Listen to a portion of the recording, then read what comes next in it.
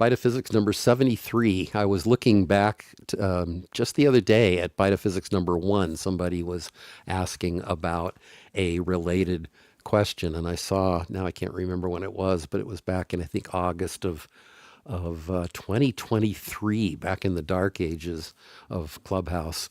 Well, not really of Clubhouse, but at any rate. That's when this all started, and here we are at number 73. I'm looking forward to the 100th coming up in less than a year. So, what to say? There's links, of course, on that opening page, as always, to all of the bites of physics and some nibbles of physics that haven't really gone very far yet. And then just finally to all of my public documents, which is kind of an expanding collection of short treatises and figures and things that I've drawn that I think are helpful for understanding various things. And if you have nothing to do with your life, you might waste some fraction of it looking through those things.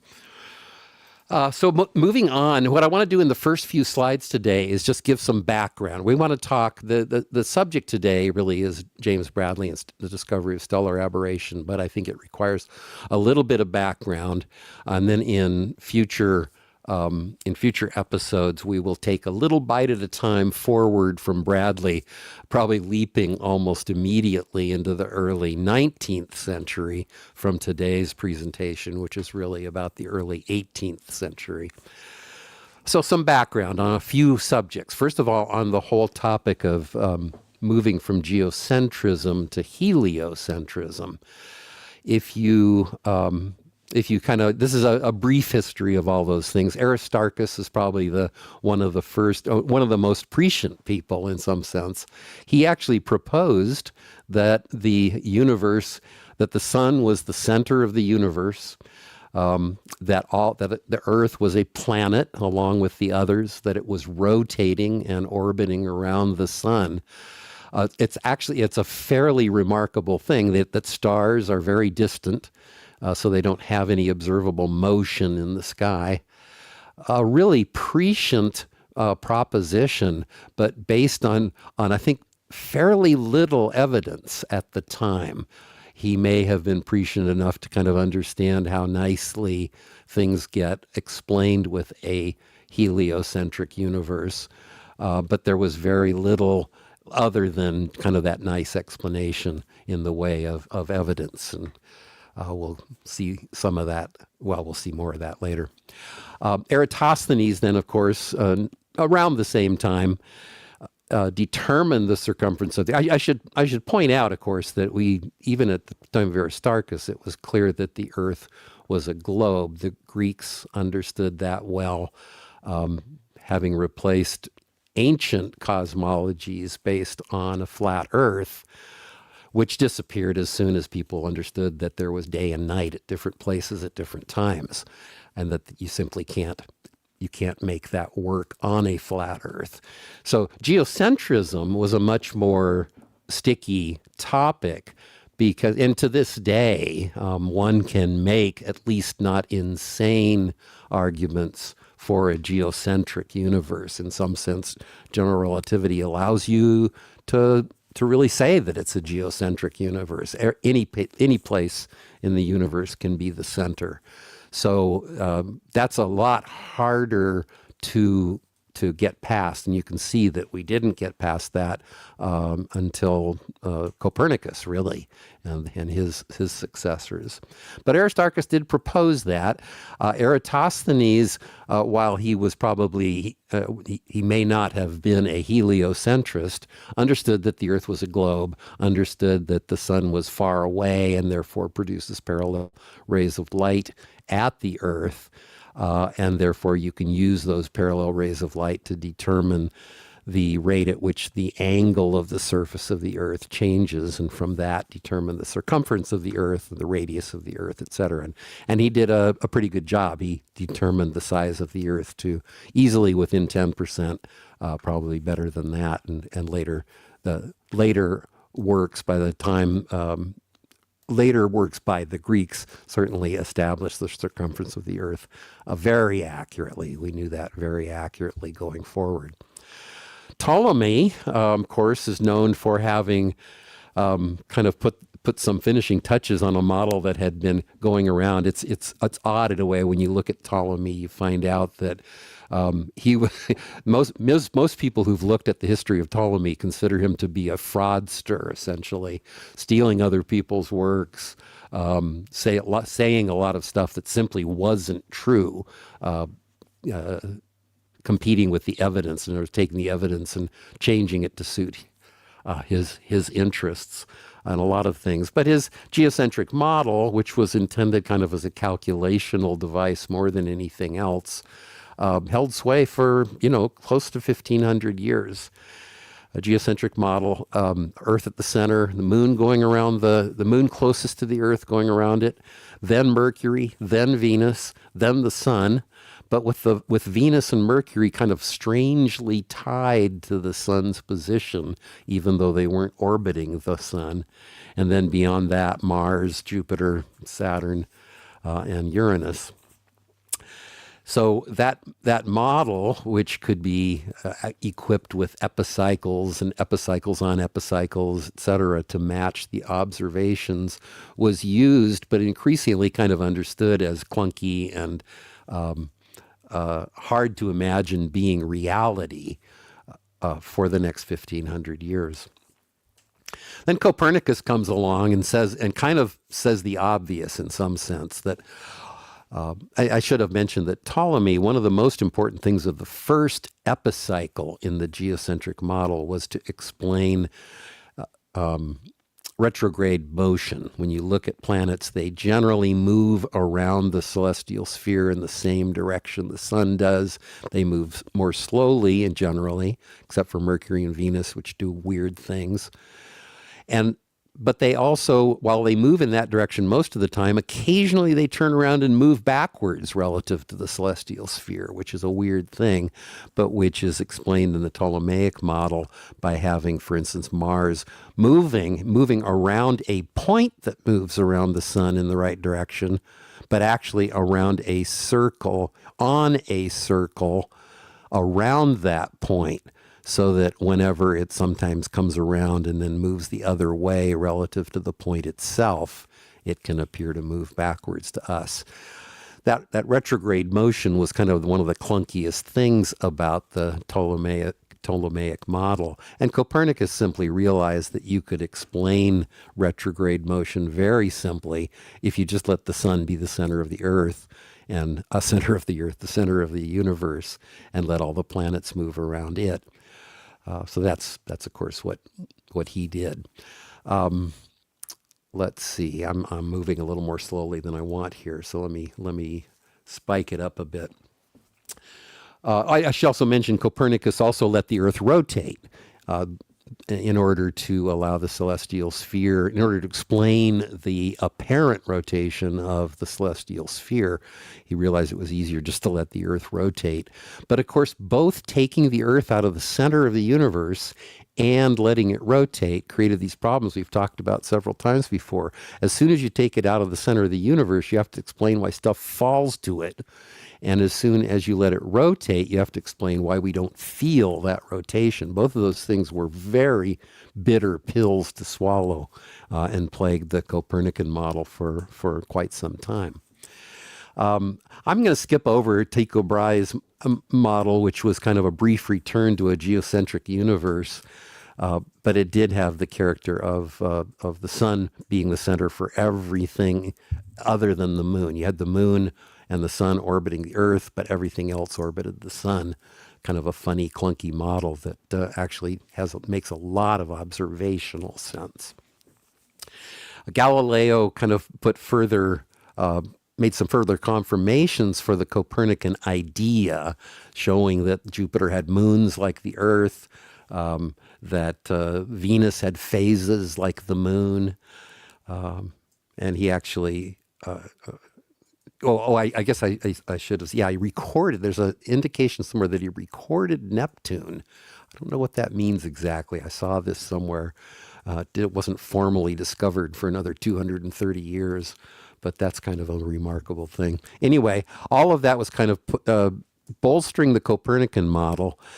Kepler went much further in taking the Copernican idea and putting it on absolutely solid mathematical bases with his laws. His laws took the Copernican idea, but then eliminated all of the errors that having circular orbits, having them move at constant speed, all of these things just simply didn't agree with observation and rendered the Copernican model a little bit like the Ptolemaic, had to be patched up with epicycles, etc. Kepler's laws, just three simple laws, explained everything about planetary motion and put the whole heliocentric idea on a quite a solid foundation, which was nailed ultimately by Newton with just his laws of motion and his law of gravity, from which Kepler's laws can be derived exactly and show the basis not only for the heliocentric solar system, but for all motion, all mechanical motion in the universe and on the earth, brought the laws of the heavens down to earth, etc. So that was a true revolution. And at that point, all we really needed observationally was a distance to fix the scale of the solar system. But at that point, the idea that the Earth orbited the sun was essentially fixed. There was little way to argue against that. Sorry, I took longer on that slide than I wanted, but let me stop for a moment and see if there's any comments or questions. Okay, moving along then, maybe I'll go a little quicker on this. This is background on understanding about the distance to the sun. Aristarchus was the first person to attempt this, at least the first, I shouldn't say the first person, but the first person at least I know of, the most commonly referred to. He used great geometrical arguments, but really bad data to find that the sun was something like 18 to 20 times the distance to the moon, which the Greeks knew very well. We'll get to that again later as well. The Greeks knew the distance to the moon very well because you can do it yourself if you just have a friend somewhere observing a solar eclipse and just compare notes. You can calculate. I did this myself with the last solar eclipse. If you just know how much is covered a few hundred miles away compared to how much is covered where you are during a solar eclipse, you can get a very good calculation for the distance to the moon. So that was already known. Aristarchus made this radical underestimate of the distance to the sun. Huygens made another kind of lucky guess using simple geometry and the phases of Venus. He was able to work out where Venus was relation to us and the sun, and with a guess that Venus is the size of the Earth, he got that the distance to the sun was about 6.8% more than what we currently know it to be. An AU is an astronomical unit that represents the distance to the sun, and the current value for the AU, as it says at the bottom of the slide, is little under 150 billion meters, 150 million kilometers. Cassini and Richter were the first to really do a solid measurement using parallax on the planet Mars. Using that parallax, they could find out how far Mars was from the Earth, and knowing how far Mars was from the Earth and where it was in its orbit, you got a scale for the solar system. Which still gave them not a very good answer. Their answer was not as good as Huygens even, but it was based on solid methods, just not very good data on that parallax angle, I assume. Then 100 years later, 1771, past the time that we're talking about, parallax started to be used during Venus transits. Venus transits turned out to be the best way to get the scale of the solar system because you could get a parallax measurement of the distance to Venus from which you got the scale of the solar system. And that gave the best value at that point, just a couple percent more than our current value. Newcomb did the same thing 100 years later. The next time Venus made transits of the sun, he used the same method. That was the next time you could use that method. And he had better equipment, so he got a better value for the astronomical unit. And Current measurements are often done using this asteroid Eros. So in 1909, Hinks was the first one to make a parallax observation of Eros, a close passing asteroid. And that gives you a value that's very close to what we know today. And it's now defined, actually, the astronomical unit is just a distance that is defined so that it can be as close as possible to our current understanding of what the average distance to the sun is. So that's that. Any comments on that background slide? And if anybody wants to come up on stage and ask questions or whatever, you're certainly welcome to raise your hand. We'll bring you up. Okay, one more background. Go ahead. I was desiring that we could go deeper on those one day, maybe later on, like we can just look at the original work and see what they thought about and do the math, like absolutely get our fingernails dirty. It is a rabbit. I can tell you that this is a rabbit hole. Every time I try to concentrate my attention on the thing that I'm really interested in, which is the whole kind of 19th century precursors to the relativity, I'm led down rabbit holes back to the 1600s, how they measured this, how they did this. And it is an incredible story that really makes me wish I had been a better historian of science. I can understand. I think the history of science is just a totally fascinating thing, and it is a warren of rabbit holes. So yeah, I agree with you, Shamash. Any one of these things would be a basis for a really nice discussion. So one last thing on the background on the nature and speed of light. Early thoughts were kind of weird. In early days, people really did think that vision was a result of the eye sending out rays, and that those rays saw stuff somehow. I mean, it's hard even to imagine in our modern kind of understanding of scientific endeavor how you would actually see with rays being sent out from the eye, how that would work. It was very popular. It was very popular. Yes, it was so popular that there are lines in Holy Scripture that use that analogy. Yeah. Somehow those rays send information back to the brain, right? And for us, it sounds totally ridiculous because you cannot see in a dark room. So if your eye is the source of light, you should be able to see. Yeah, well, I'm sure they had reasonable reasons to kind of deal with that, but it is a weird thing just in terms of kind of cause and effect, right? It really suggests a very casual relationship with the concept of cause and effect, even though it's very popular. I mean, it certainly feels like that. It feels like you are looking at something, not that something is showing itself to you. So I get where the impulse comes from. So one of the first things I want to point to, I guess, is that the speed of light. There's a lot of things in this section, but Romer in 1676, not very long before the period that we're going to concentrate on, the early 1700s, was the first person to show that light was not instantaneous. Galileo had suggested that the speed of light was instantaneous.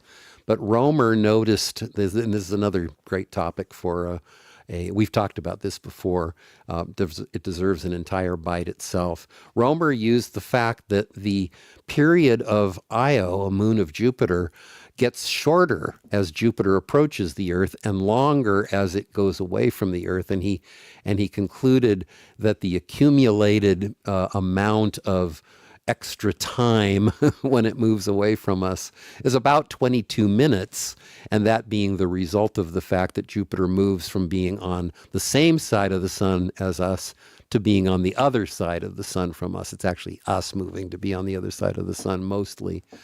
But that accumulated time difference of 22 minutes then represented the time for light to cross the orbit of the Earth. From that, you can, if you knew the speed of light, which they didn't, you could find out what the astronomical unit was as well. But in fact, that was one of the first things that was known about light and the sun and the distance, etc. We knew how long it takes light to get to us from the sun before we knew how far it was away or how fast light travels. Just on the basis of this. But because they had some ideas about that, Romer did have an idea about the speed of light, and that idea was honed, especially in the wake of Newton, once we finally did get a handle on the astronomical unit. That time ultimately was determined to be closer to 16 minutes. Better measurements show that it's about 16 minutes, and it is about 16 minutes for light to cross the orbit of the Earth. So that gives us the distance to the sun as well. Shortly thereafter, Huygens' wave theory, or about the same time, I should say, came up with a wave theory of light to compete with what had always kind of been assumed to be a particle theory without really even thinking about it. What light is, the nature of light itself, was kind of a mystery. But Huygens came up with a wave theory of light, especially to explain diffraction, and it was very successful at that. Hard to explain diffraction in a particle theory of light, and that was extended later by Fresnel. We'll talk more about Fresnel in later episodes of this. Newton was a corpuscle guy. He was a particle light guy, and because he was the man, that corpuscle light held sway for about 100 years after him. Bradley, then, who we're going to talk more about today, observed stellar aberration, ends up getting the speed of light in terms of the astronomical unit, and he got a really good value for the speed of light, especially considering the fact that he didn't really know the astronomical unit that well. He knew it pretty well by that point, but not as well as we do today.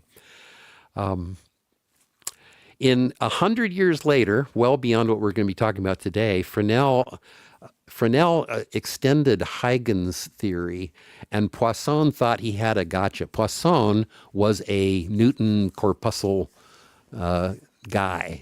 Poisson pointed out that Fresnel's theory suggested that the shadow of a disk should have a bright spot at its center. And that is true. The wave theory of light suggests that if you shine light on a disk, casting a shadow on a surface, there should be a bright spot right at the center of the shadow. Something you've probably never seen, but something that is not that hard to see under the proper circumstances. And Poisson thought he really had a gotcha for the wave theory, because that was ridiculous when it was shown that the spot exists.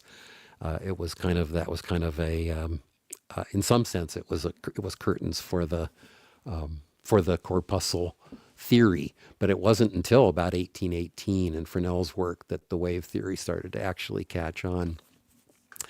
Other measurements of the speed of light, I'll just say that Foucault used a rotating mirror to actually shine light. Well, I won't even talk about it. You can look it up if you want. He got the speed very correct to within less than 1%. Rosa and Dorsey ultimately got it from, just because by that point, by the early 1900s, early 20th century, we understood that light was an electromagnetic wave. And so all we needed to know was measure some electromagnetic constants very accurately, and we did. And at that point, the speed of light was known to less than 0.001%. So accurately today that we simply define the speed of light to be a value close to what it was measured to be. And we let that definition, along with the definition of a second, determine the meter. So the meter is determined to be whatever it has to be so that the speed of light will be that. That's kind of an, I don't know how many people are aware of that, but it's interesting to realize that the meter is defined in order to make the speed of light be what we define it to be. And I'm done with the background. Any questions, any comments on all that before we move on into the meat here? Actually, I guess I'm not quite done with the background. I have one more brief slide, which is kind of important. So let me move on to that. Slide 5. ideas about light in the early 1700s, what we're talking about today. Huygens had produced this wave theory. If the light is wave, then light from stars, then light has to have a medium. Waves travel in media, and like sound travels in air. There should be a medium. That medium should determine the velocity of light. And the difficulty of thinking of there being a medium for light from stars to travel through was one of the kind of early arguments against the wave theory. On the other hand, if they're particles, then the source must impart some velocity to them. If light is made of particles, then the speed isn't determined by anything like a wave. What does determine the speed? And why would they have any particular speed? Why couldn't you slow them down? Presumably the velocity of the source of light would add or subtract to the speed of the particles, just like throwing a rock off of a moving train car or something like that. If color reflects velocity, then what? What is white light? Wave advocates argued, for some reason I don't quite understand, that pure light is white light and it's corrupted by passing through glass. So they explained the effect of prism somehow as being a corruption of the purity of white light. And when Newton did what he called his crucial experiment that you may have heard of in school at some point, taking light, separating it into its colors by a first prism, and then passing it through more glass, further corrupting it, according to the wave advocates, he could actually put that colored light back together and make white light. It was never completely clear to me why that was considered such a crucial experiment, but evidently it was, because for some reason I don't understand, and maybe somebody can elucidate that for me. Advocates of wave theory thought that the light from a prism was created by the corruption of white light passing through glass, which would only be more corrupted if it was passed through more glass. I really don't understand the argument, and I've done a little bit of looking around the web to try to find somebody who would explain it. So anybody on stage have anything on that, or is there anything in the audience? Benjamin. Sorry. Yeah, go ahead. No, I just wanted to say it might be a corrupted philosophy of science that they're working under, but we've already established that philosophy and science have nothing to do with each other, so you can carry on. Oh, ka-ching. I feel the burn, Shamash. Yeah. Welcome, Benjamin. Did you have something in particular to say about this, or do you just want to come and hassle me later on? I want to back up Shamash on this. I think that science without philosophy is cosplay. Okay. Yeah, well, you should have been there the other day then, because Shamash and I think we almost came to blows the other day in his philosophy house. Did we, Shamash? I don't know. We're still friends. Nah, we're fine. Okay. He kissed me later. Let's see. So what did I say? So just remember, as we move into the bulk here, that nothing was known about the speed of light at this time other than that it was not infinite, and that it seemed to take about 10 minutes to get to us from the sun, which seemed to be about 80 to 100 million miles away. So we had a pretty good idea. Its speed was likely on the order of 150,000 miles per second. But we didn't really know much about light other than that. I mean, it was a real revelation that it was not instantaneous, right? That was a big deal. And then we get pretty quickly to reasonable values for what it must be, but no understanding of why it would be that, whether it's particles or waves, what would determine that speed, whether the speed depends on the color, all sorts of things completely unknown at this point. So done with that.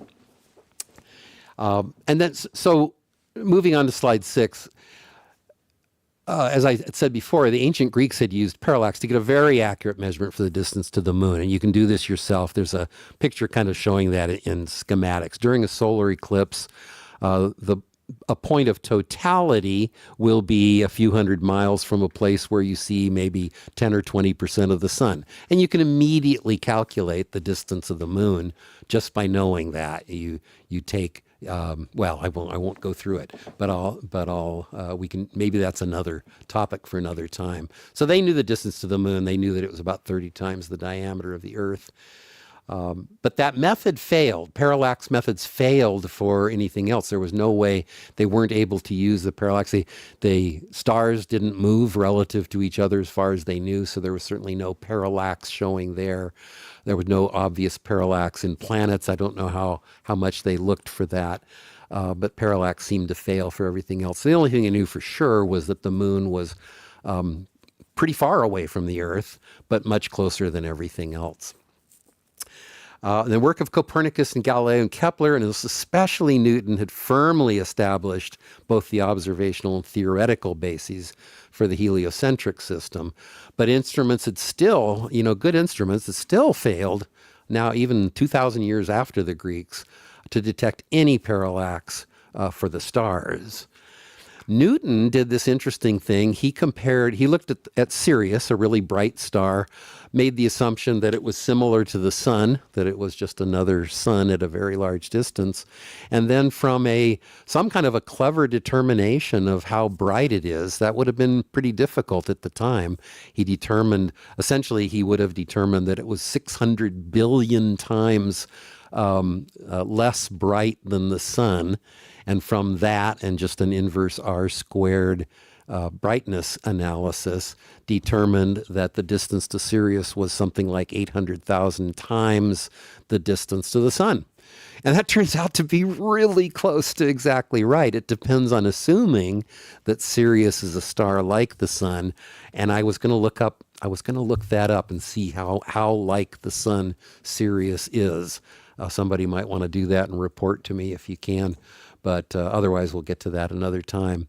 But that value's not bad at all. You want the mass, you mean, and the brightness? Well, I guess what I'm concerned, I guess the interesting thing would be just to look up its luminosity value. If you get stellarium or something, sometimes they report the luminosity, and they'll report it in terms of the luminosity of the sun, like 5 luminosity of the sun, 0.2 luminosity of the sun. 25.4, they say.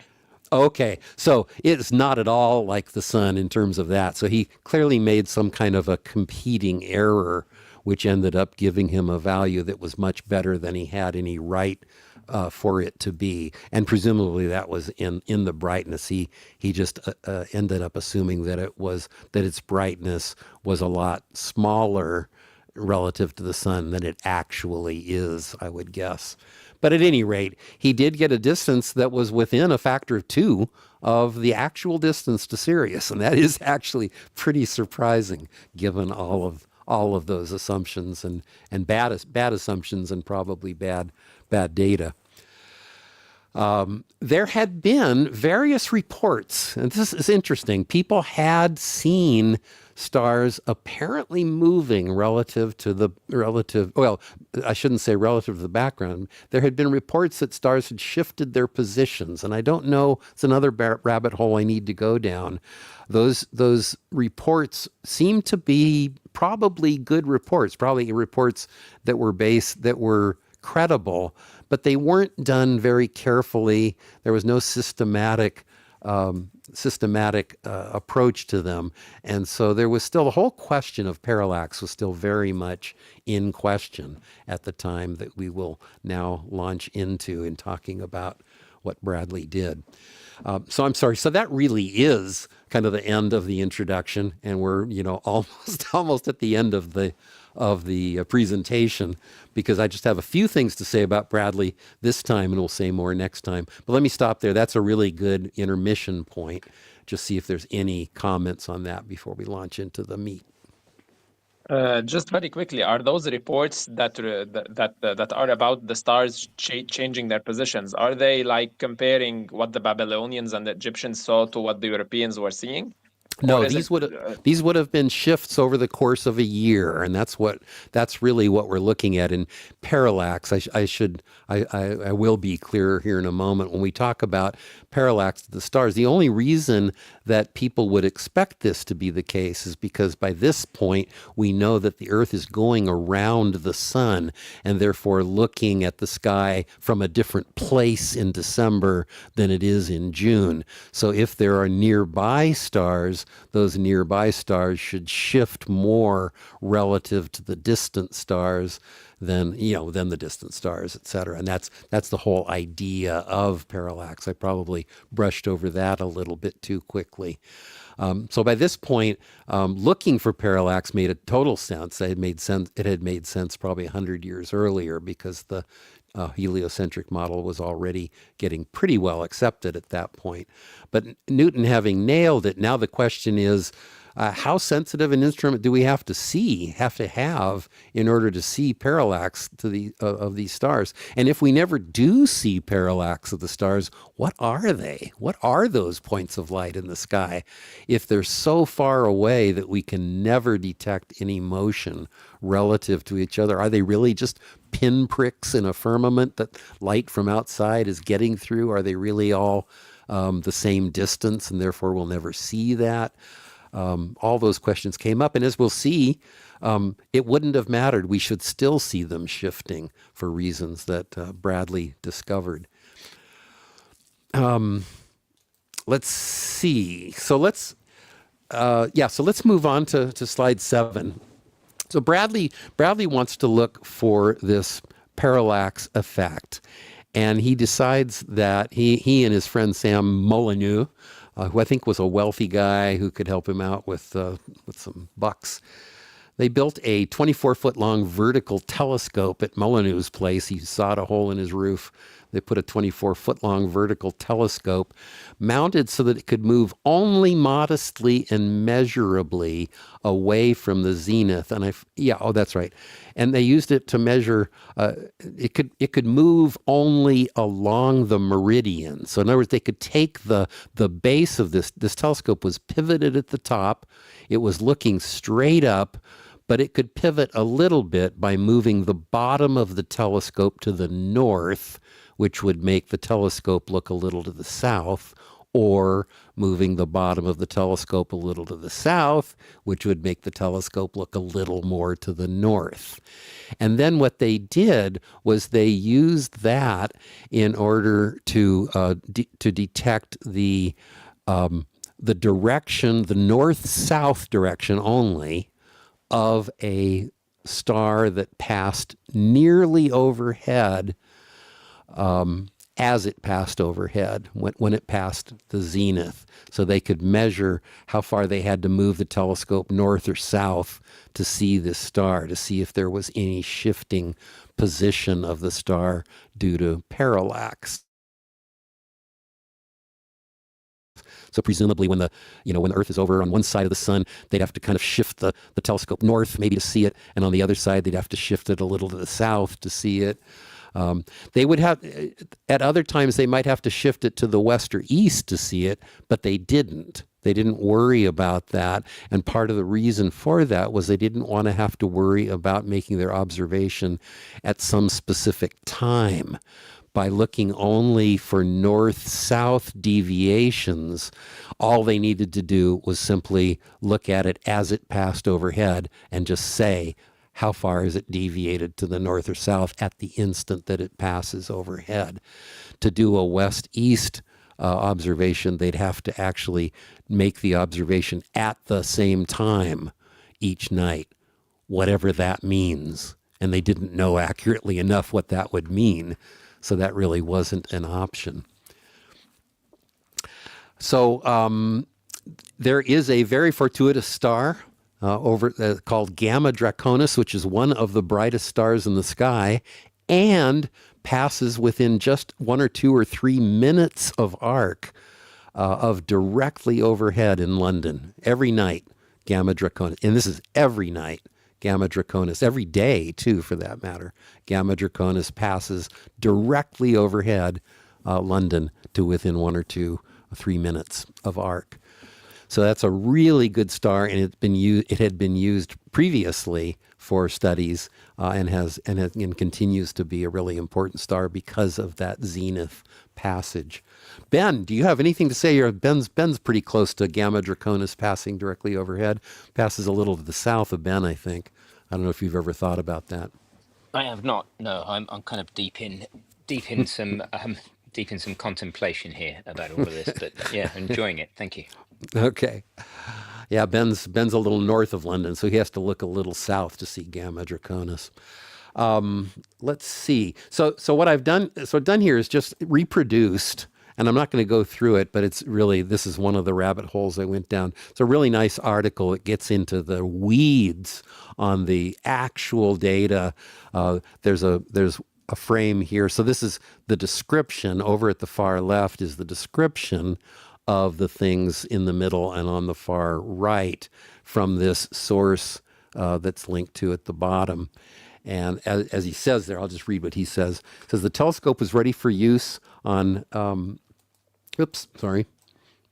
have to make it bigger to see it, ready for use on 1725, December 3rd, and Bradley and Molyneux then started to observe Gamma Draconis, which was chosen because it reached the meridian quite close to the zenith. They observed also on December 5th, 11th, and 12th, and then on December 17th, Bradley observed that the star had shifted. Thinking that they'd made a mistake, Molyneux and Bradley again observed on December 20th and found that the star had shifted still further. In plate 3, we reproduce a photograph of the original scrap of paper on which Bradley noted this observation. There's a couple of questions I have about that. I don't really understand why they were seeing these shifts in December.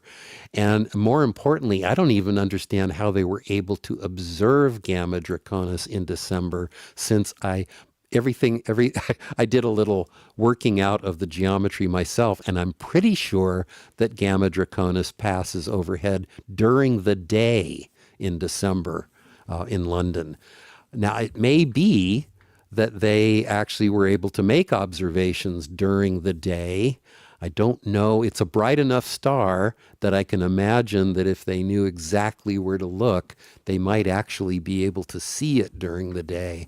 But I have not found anybody who comments on the question. They apparently did make observations of Gamma Draconis all year.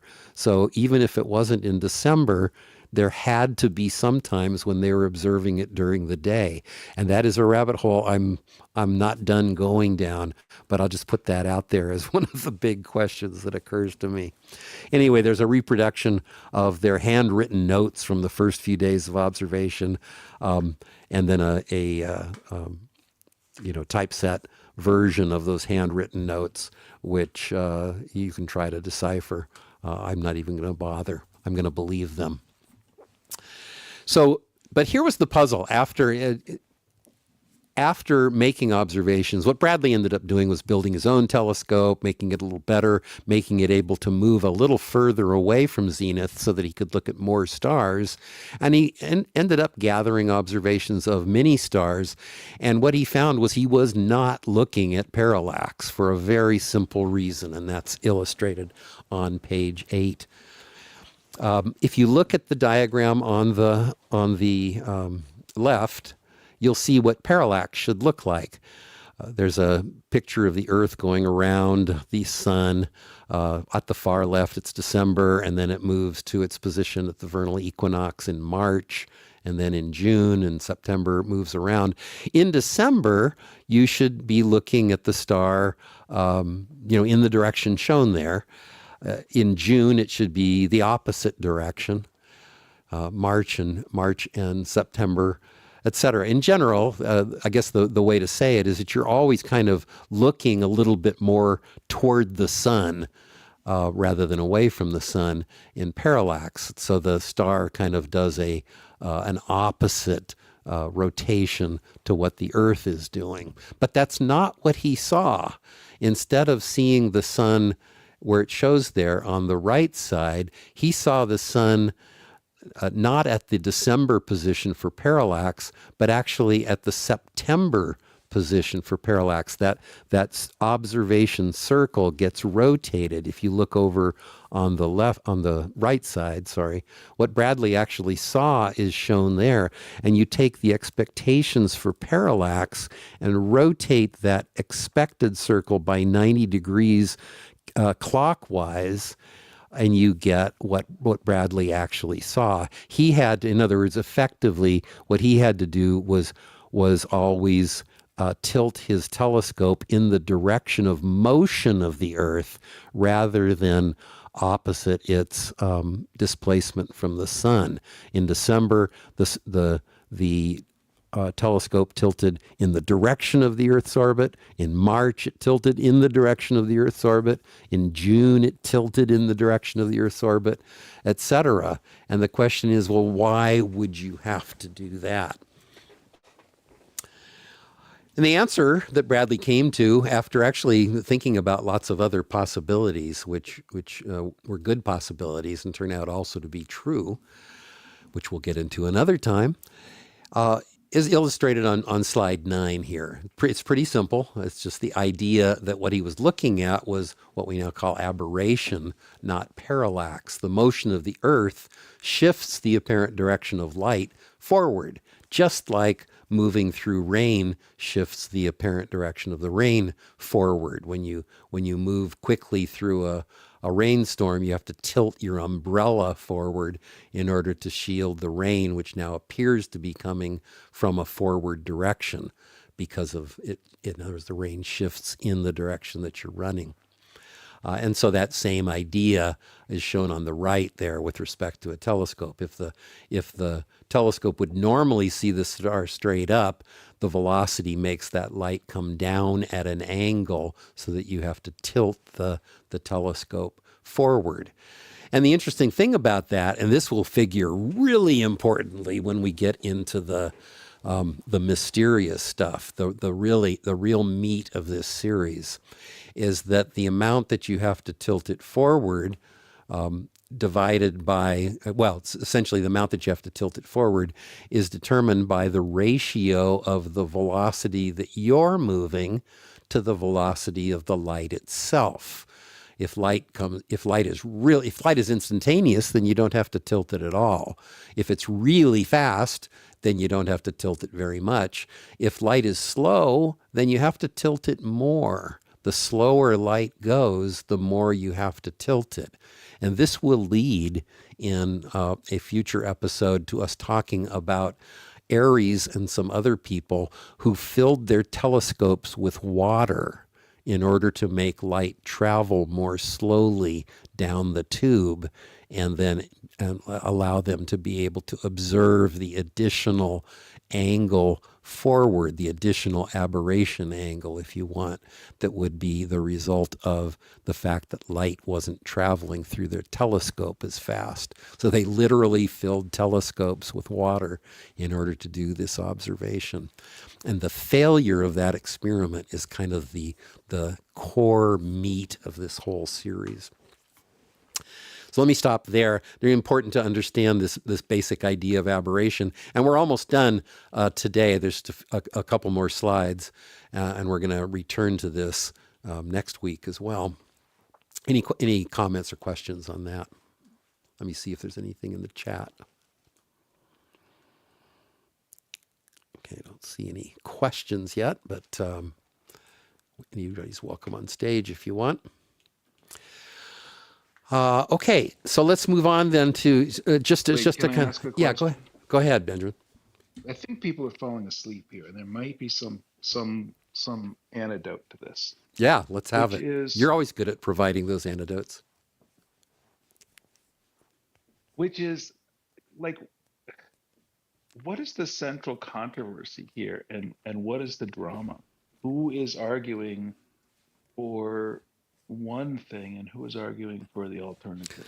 Yeah, okay, that's a great question, and I probably should have said more about that. Let's remember that we don't have a very good idea either what light is or what its speed is. So when we even talk about the speed of light, it isn't very clear at this point in history what we're talking about and whether it changes. We'll see experiments next time or the time after, where people looked for the effect of that in terms of refraction. Corpuscle theories of light suggested that the bending angle, right, refraction angles might have something to do with how fast the corpuscles are moving. And so if you looked at some stars which were moving toward us, maybe the refraction might be different than stars that are moving away from us. What would it mean for even to talk about the speed of light if it's carried by particles? Why couldn't those particles just move at any speed they want? So this is really getting at the central question of what is light? What are we talking about when we talk about its speed? And of course, that became just the central question about light and space and time in the late 1800s. Does that help at So all? who were the main? It does, but if I understand correctly, Poisson was a promoter of the corpuscle Right. excellent interpretation. Now, who was the main proponent of the alternative, the non-corpuscle? Well, see, it didn't really have much of a champion. I think that's part of it. Huygens was not first of all, Huygens was probably dead by this time. I don't know when he died. He'd come up with the wave theory.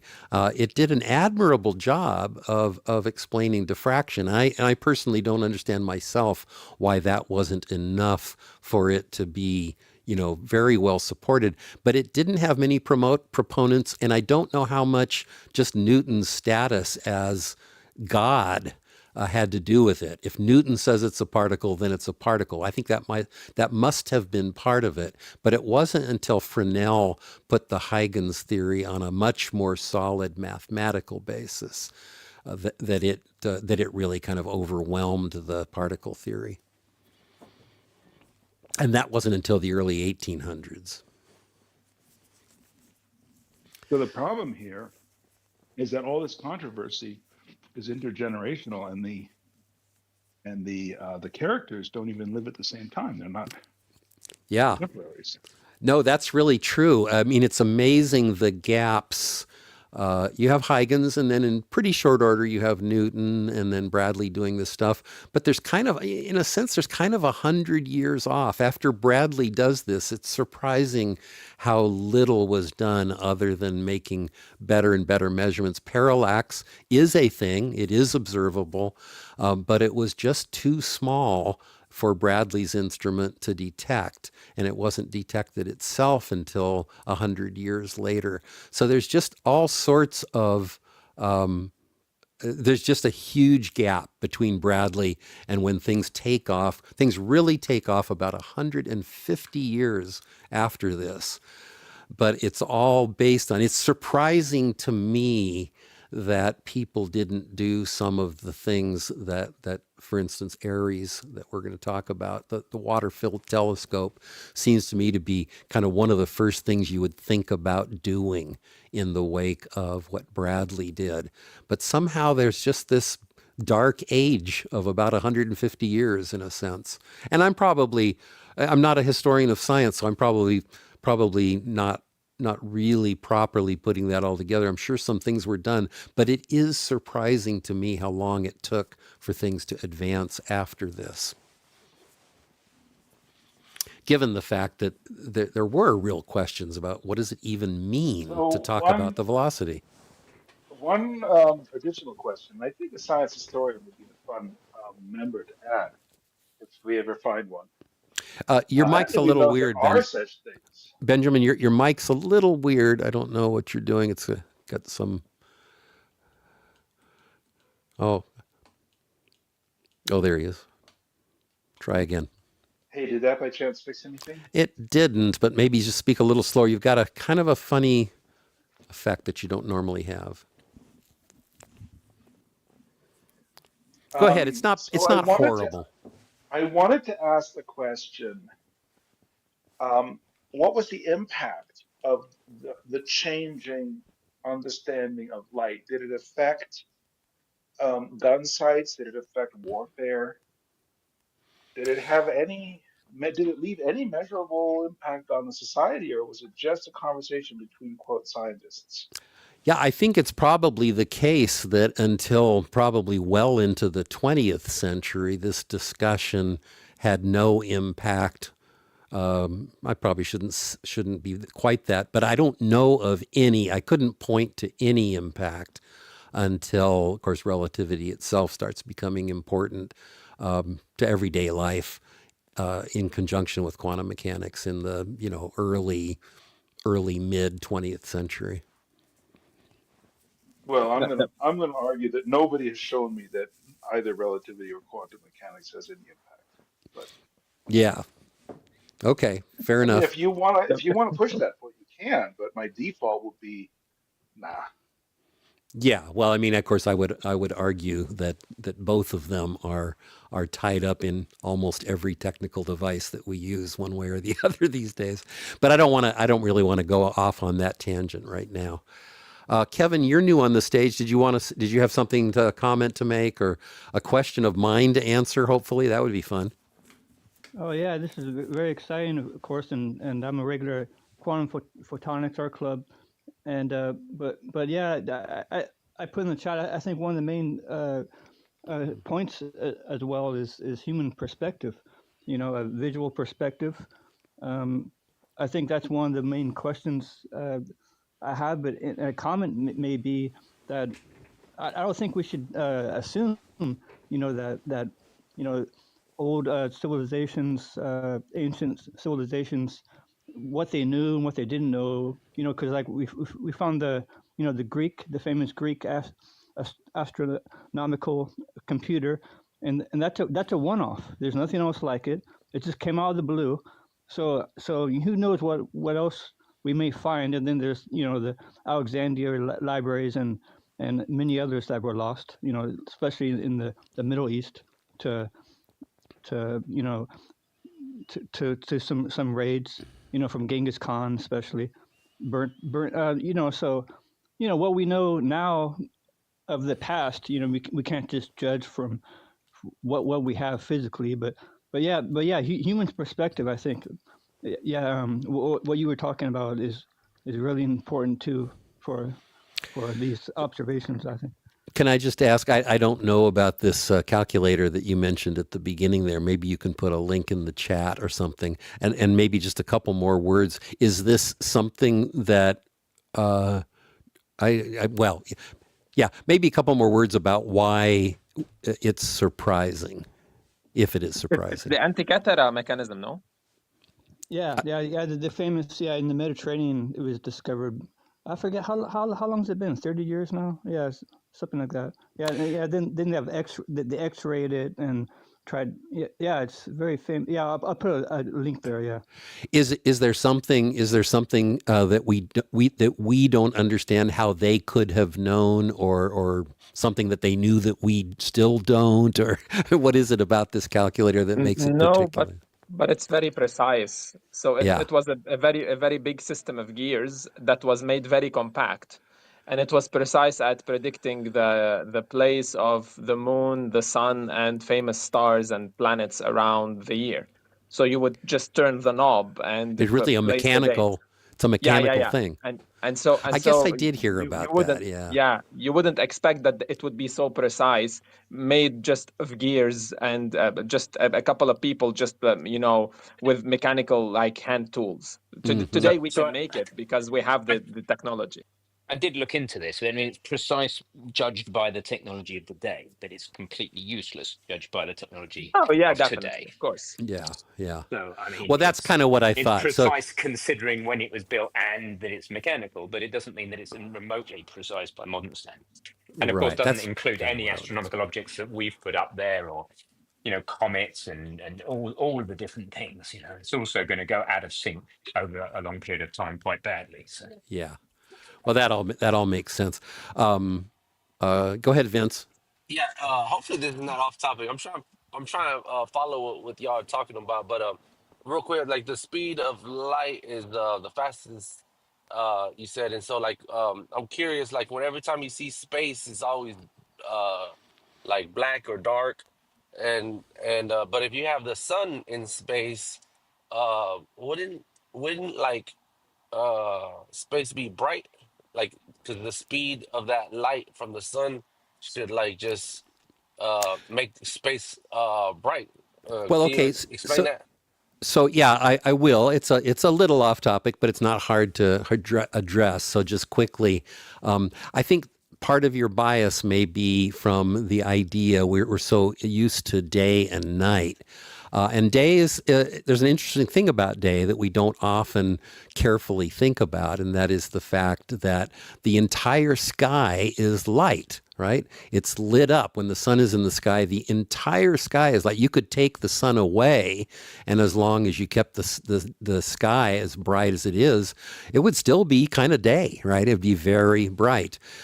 But of course, the thing to remember is the sky you wouldn't see the sky at all if it weren't scattering light from the sun into your eyes.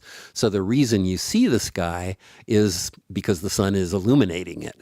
Now, you'd do the same thing in space if there was something in space for the sun to bounce off into your eye, like, say, the moon.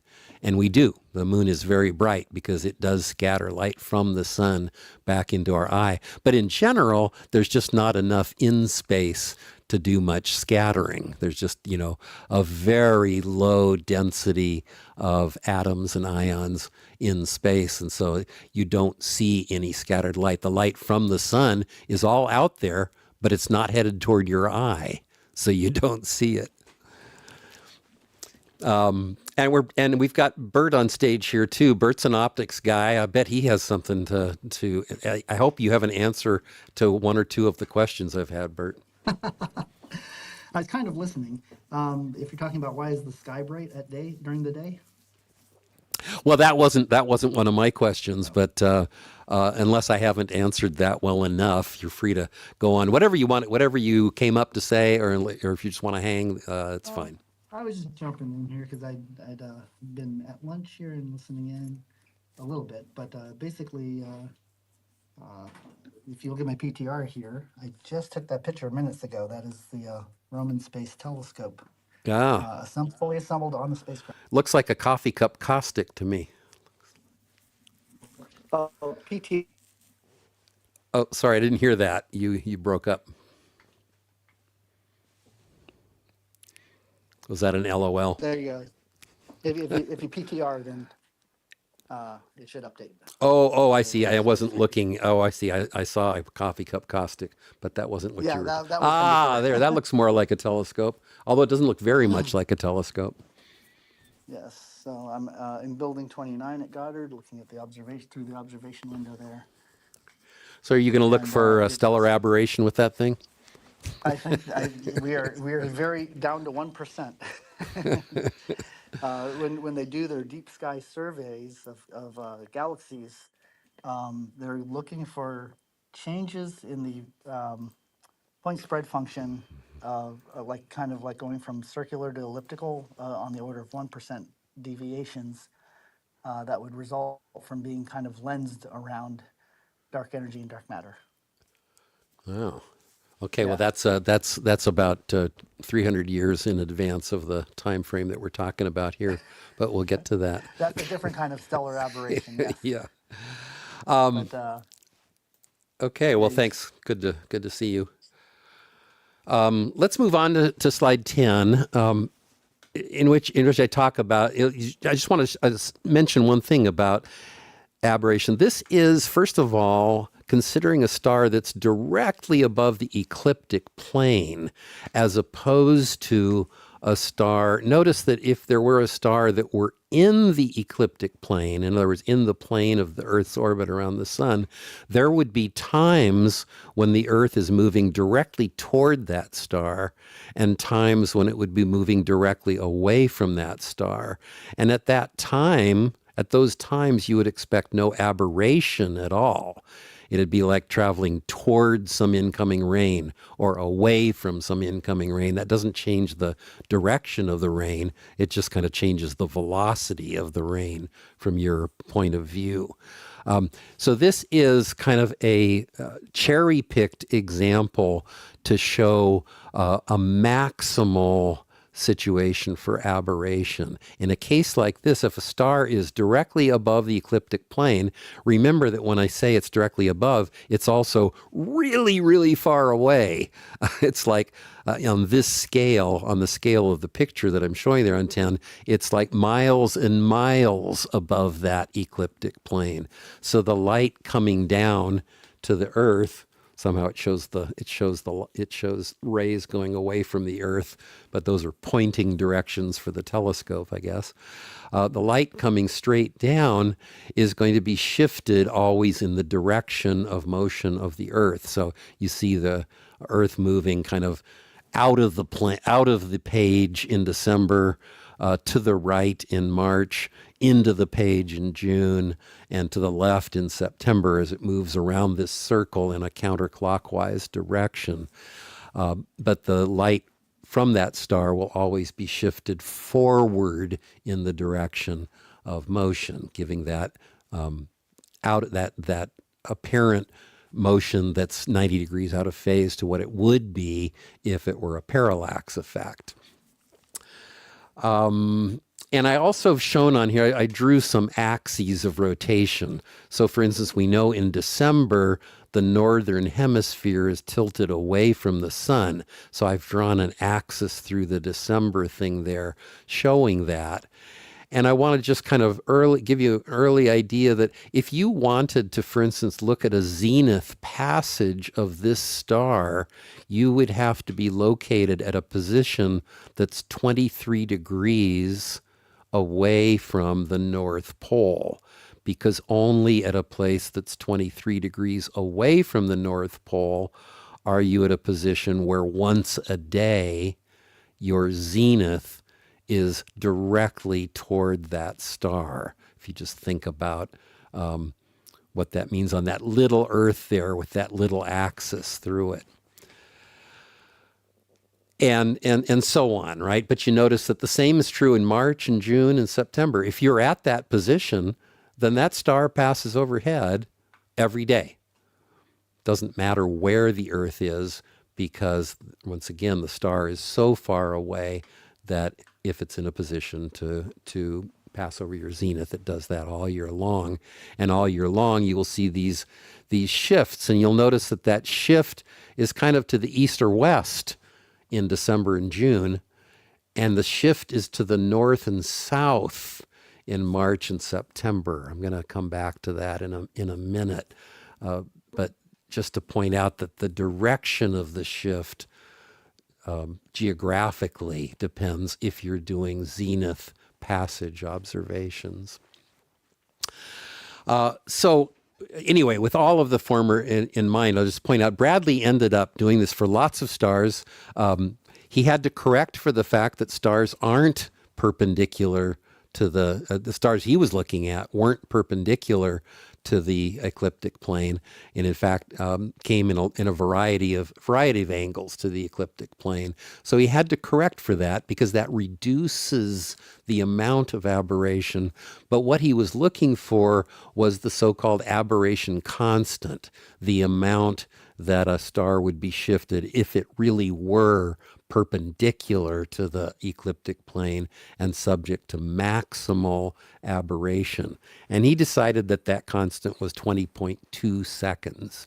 I think the modern value is like 20.45 seconds. So he made a very accurate measurement of this aberration constant.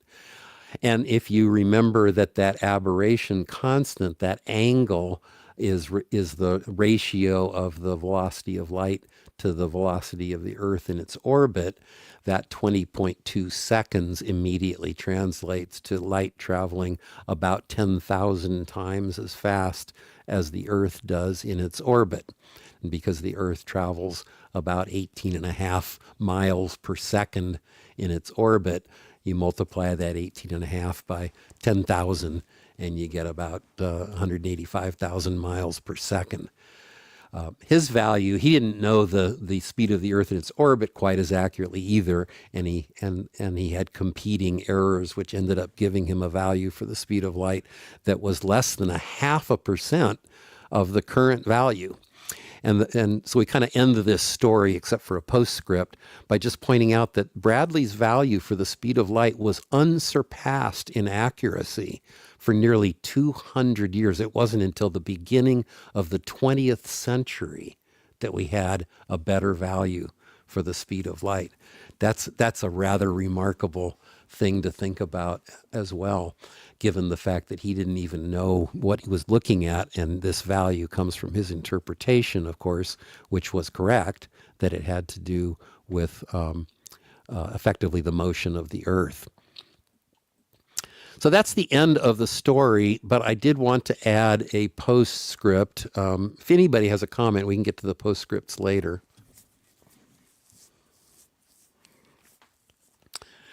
Well, then let me just do the postscript. On slide 12, I show the Earth in the winter moving around its orbit, once again, in a counterclockwise direction, and therefore in this kind of 3D view, kind of coming out of the page at us. Two of the stars that Bradley looked at, one was Gamma Draconis, which we've already talked about. It was a very bright star. It passed directly overhead.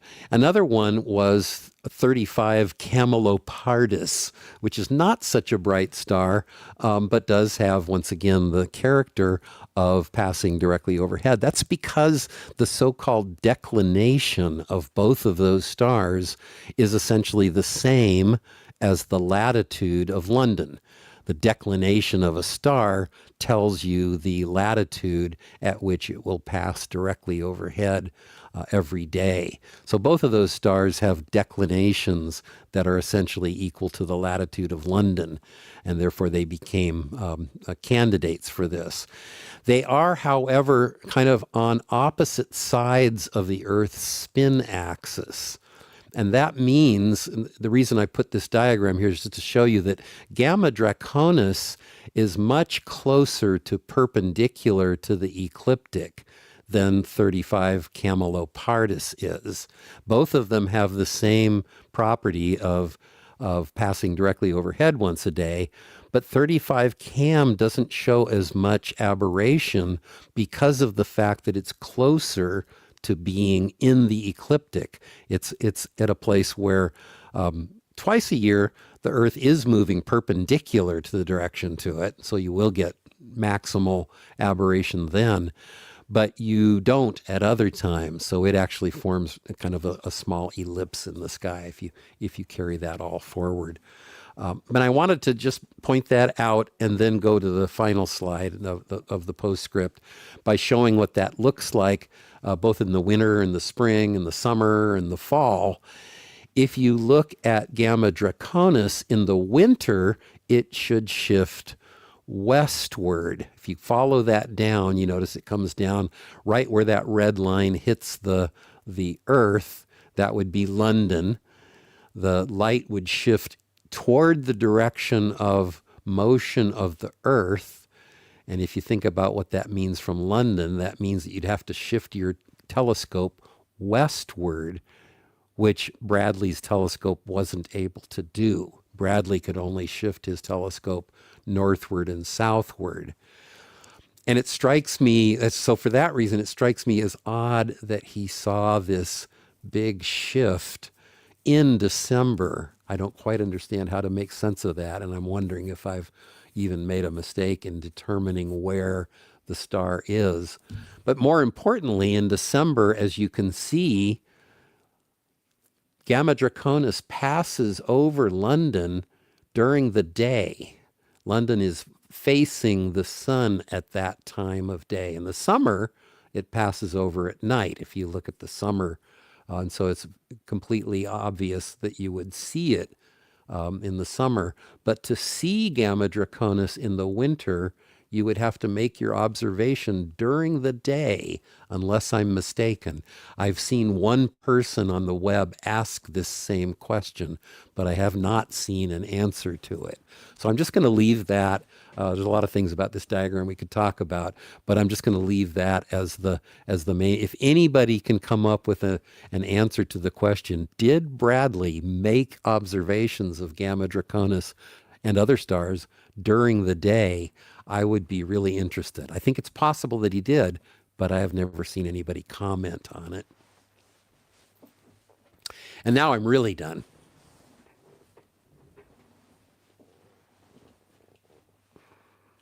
Congratulations.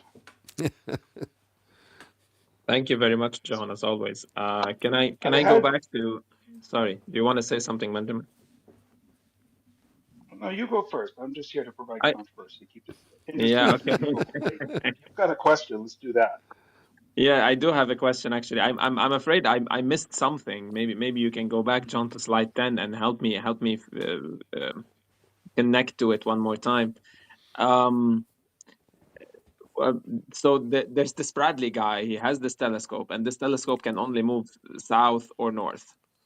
And he's trying to determine the angle at which he needs to shift his telescope to be able to see a star that is supposed to be overhead but isn't.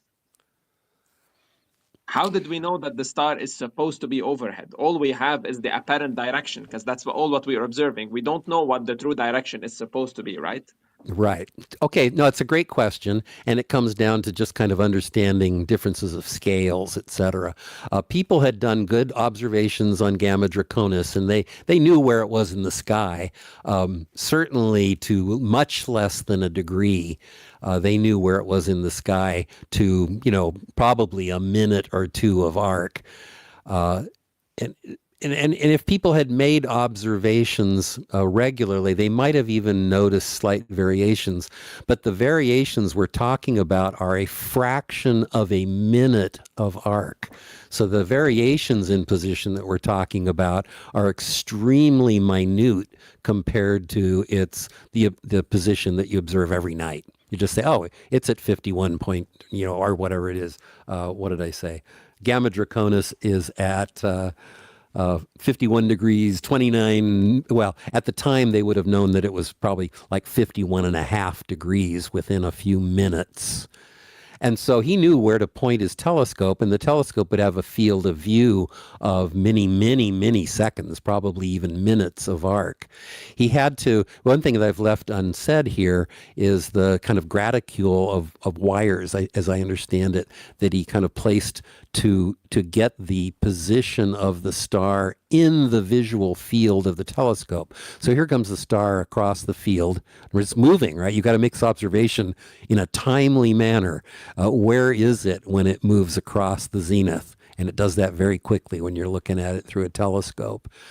So he has to know where it passes in the field of view.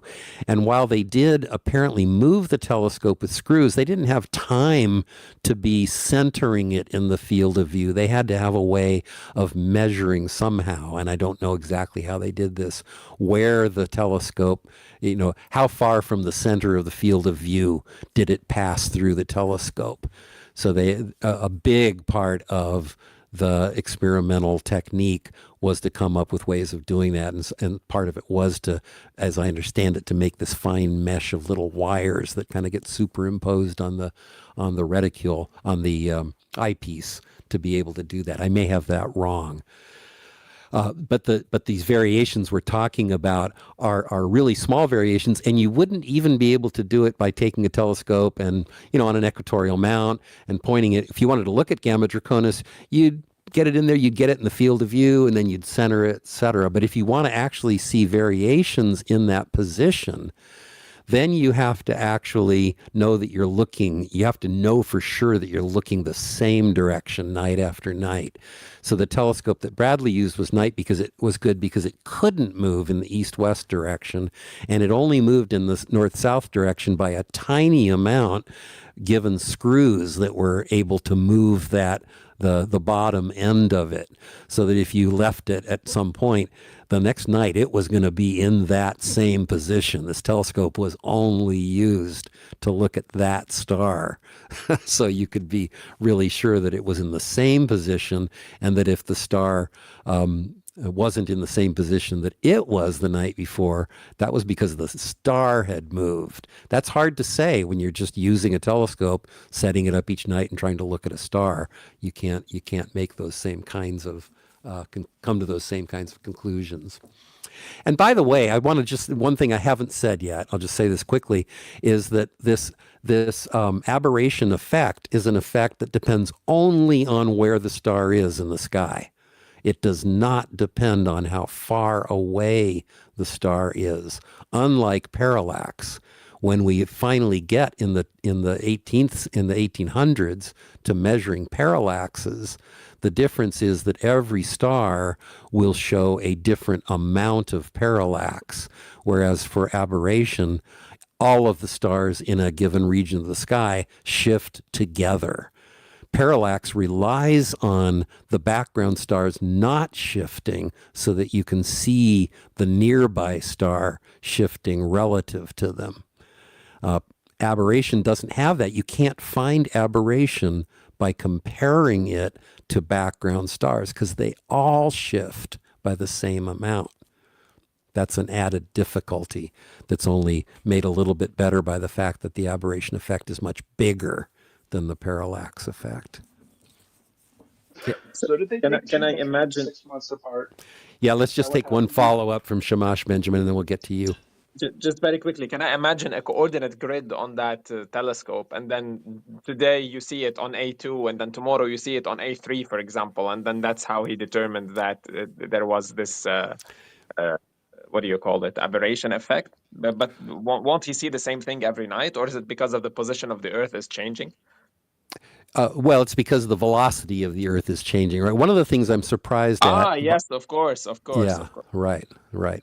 So that's the thing. As I say in this last diagram, in the winter, it doesn't seem to me that Bradley should have seen much shift, because the shift in the position would only correspond to a tiny difference in the time at which the star passed overhead. In the spring and fall, the star shifts southward or northward, so it doesn't matter what time it passes overhead, you're going to see that northward or southward shift.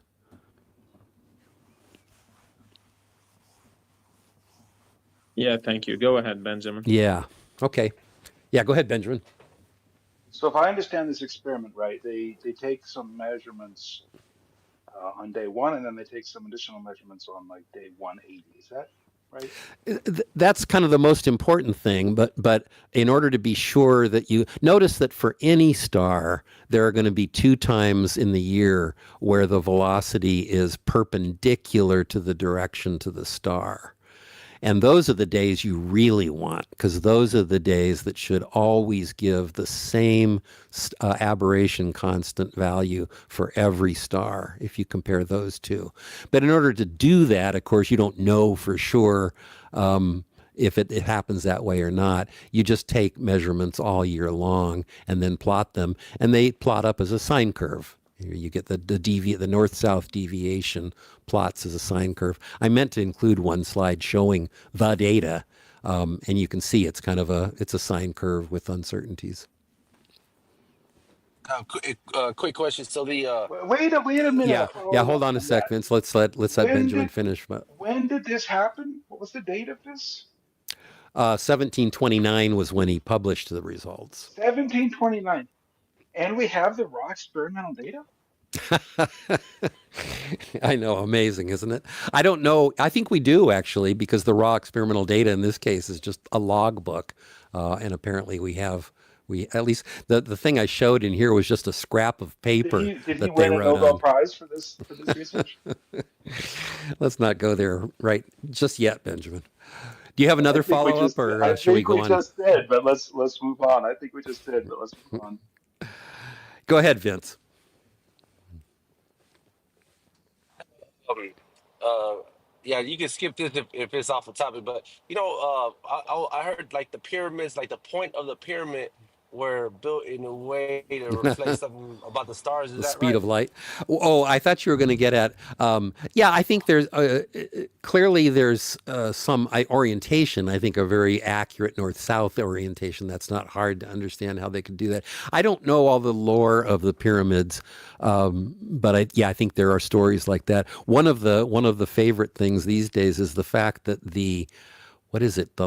Is it the latitude, either the latitude or the longitude. I guess it's the latitude of the Great Period, the Great Pyramid. The peak of the Great Pyramid is like within, if you interpret it, if you just take the numbers, those numbers are within like a hundredth of a percent of the speed of light expressed in metric units.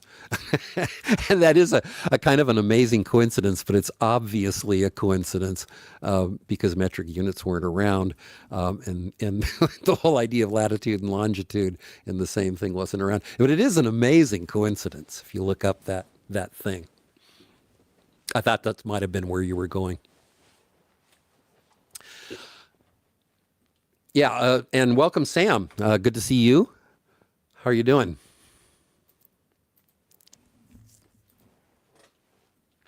Cat's got his tongue. Ah, we lost Sam. Just a follow up. Just a follow up on the coincidence. I think there's an axiom that any field sufficiently studied will produce a remarkable coincidence. Yeah, I think that's right. That's the problem with coincidences, right? You have to somehow compare them to all of the things that could have happened, but you can't even think of what those might be. Go ahead, Bert. Hey, John. Okay, so I've actually had a chance to look through all the slides. Wonderful job as always. Thank you. What I like about your postscript, and you're pondering how did he make those measurements? It actually kind of harkens back to one of the things that we often have to explain to some of our friends here on Clubhouse. The celestial sphere of stars is kind of a known coordinate system, right? So in other words, if you look at Betelgeuse and Sirius and Arceus, whatever, and you know their positions in the sky to a coordinate system, and you can take your telescope and you can point at one, you can point at the other, and then you can point at the third, and you can take the angular difference between those, and they're always the same, right? Right. So this is something that obviously is because they are extremely far away, and as the Earth turns, they move through the sky. But we're looking at something that they're fixed angularly relative one to another. So when you think about how he measured the stellar aberration, I get the idea that if he's comparing 35 cam to gamma Draconius, is it possible? You're asking, did he measure that during the day? Yeah. And I think He has data. He has data from December. He took right, data in December. And right. unless I've made a mistake, Gamma Draconis passes overhead during the day in December. Yes. Yeah, so he must have done two things, is what I'm thinking. Number one, maybe he had a blue filter, right, to get rid of some of the daylight scatter. Oh, interesting. Right, and I don't know if that's true, if they had blue filters back then. Yeah, I Have don't to either. I think hadn't about that. thought about that. That's a good point, though. Right, or the fact that he had the telescope he was using, if it was on a fixed mount, all you're kind of looking for is kind of that delta. Exactly. Right? And that's kind of what I think. I think you can probably see Gamma Draconis is a bright star, and I think you Right. can see it during the day if you know where to look. Yes. It's just funny to me that I haven't heard anybody point out that he saw it during the day. I think it's very odd. It is very funny. So when people say someone asked earlier, how do you know it moved? You know it moved because if there was never any distortion, never any stellar aberration, the angle between star A, star B, and star B, star C, and star C to star A would always be absolutely constant. And you'd always be able to point your telescope using the scale on the mount, right? You'd be able to dial it in if you knew what time of day it was, and be able to point. The star would be dead on right there. So if you measure at one point in the year and you measure those angles and you record the positions on your mount, it's at this latitude, this longitude, and this in the celestial sphere. But then 6 months later, you do it and you measure the angles between the stars, and they've compressed in one axis and elongated in the other, and your scales are now slightly off. That's how you know it, quote unquote, moved. You might be able to answer this question for me. I know certainly for an amateur astronomer, you would never be able to detect aberration because you're using a telescope that simply doesn't point that accurately. When you want to see a star, you get it approximately in the right place with your finder or whatever, and then you zoom in on it. But from night to night, you can't read that position to seconds off of your mount. But maybe with a really with like the Mauna Kea or is that right? Yeah, Mauna Kea Observatory. Maybe like telescopes like that, the pointing is so accurate that they could literally just look at a star one night and then point this telescope somewhere else, point it back the other night, and literally see that it's in a different position. Do you know? Can they tell to seconds that they're pointing in a different position? I can imagine they might. The big observatories, that definitely. Yeah. So they don't have to do the Bradley kind of a thing. They can just look at any star they want night after night and just see, where it is relative to where it was just see where it is and see how different that is than where it was the night before. They may have to calibrate. Yeah, and so that calibration, that's the thing, of course, with aberration, is you're not comparing a star to neighboring stars because they all have the same aberration. Unlike parallax, where that's exactly what you do, is to compare nearby stars, right? You assume that stars that shift relative to the ones that, there's all sorts of stars that aren't shifting, and then you find the ones that are, and you single them out as being, there's a close one. Let's see how much it shifted. Yeah, when you have an encoder or a gear assembly that's meters across, you can be very accurate. Yeah. So that may well be. So it's a lot easier. I know these days we know, parallax, aberration in particular is just extremely well measured because it's so much larger than parallax, and even parallax can be measured to 1,000th of an arc second these days. So,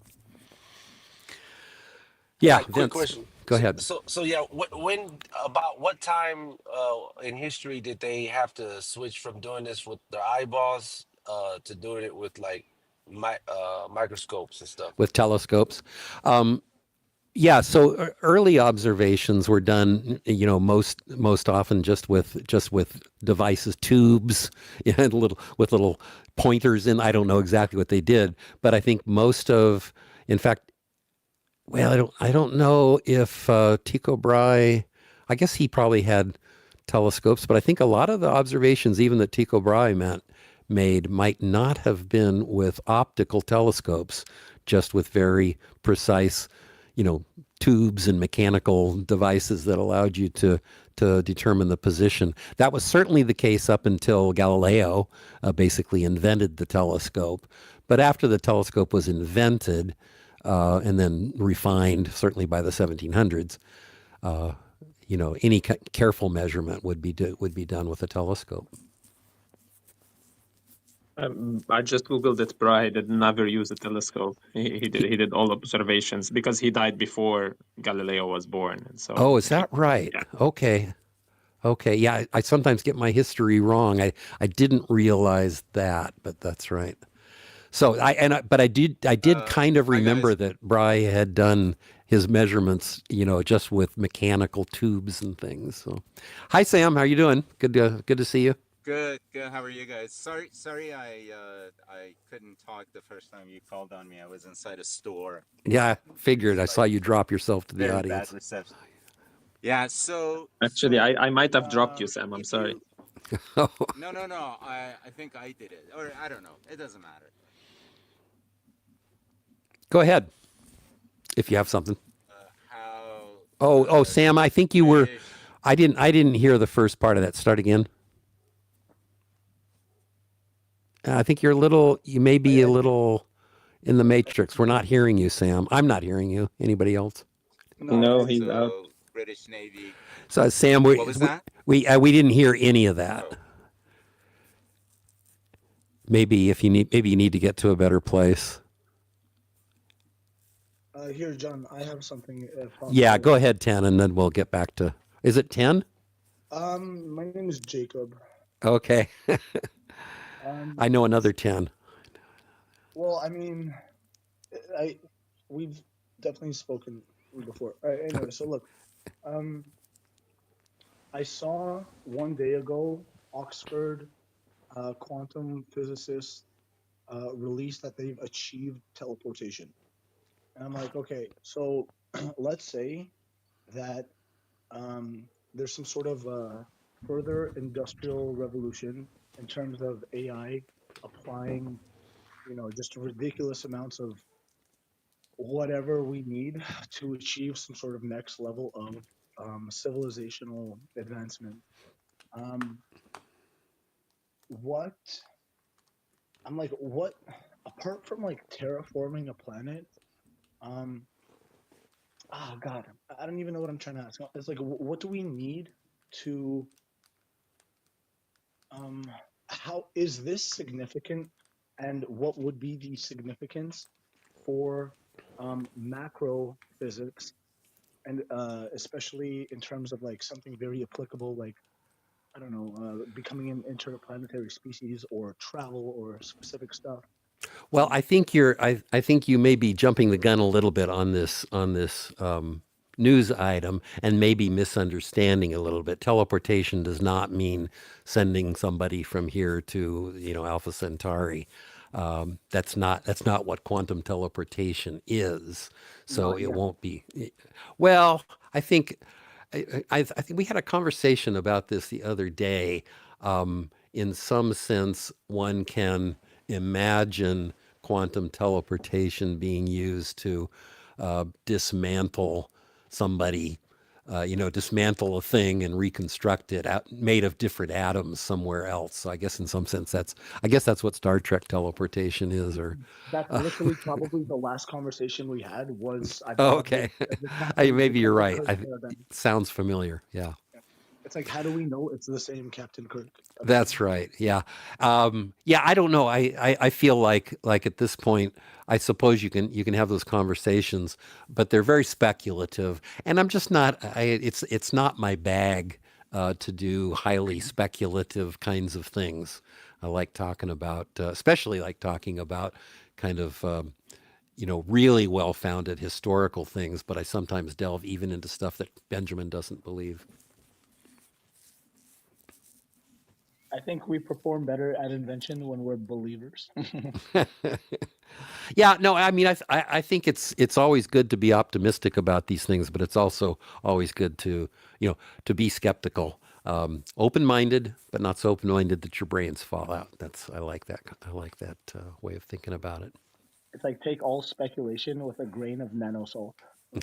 There you go. So Sam, are you with us yet again? yeah. Can you guys hear me now? That sounds good. Or very good.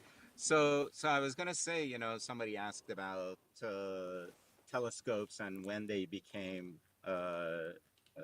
important. I was gonna say that when the Longitude Act was passed in 1714, the Royal Observatory in Greenwich had a very powerful telescope.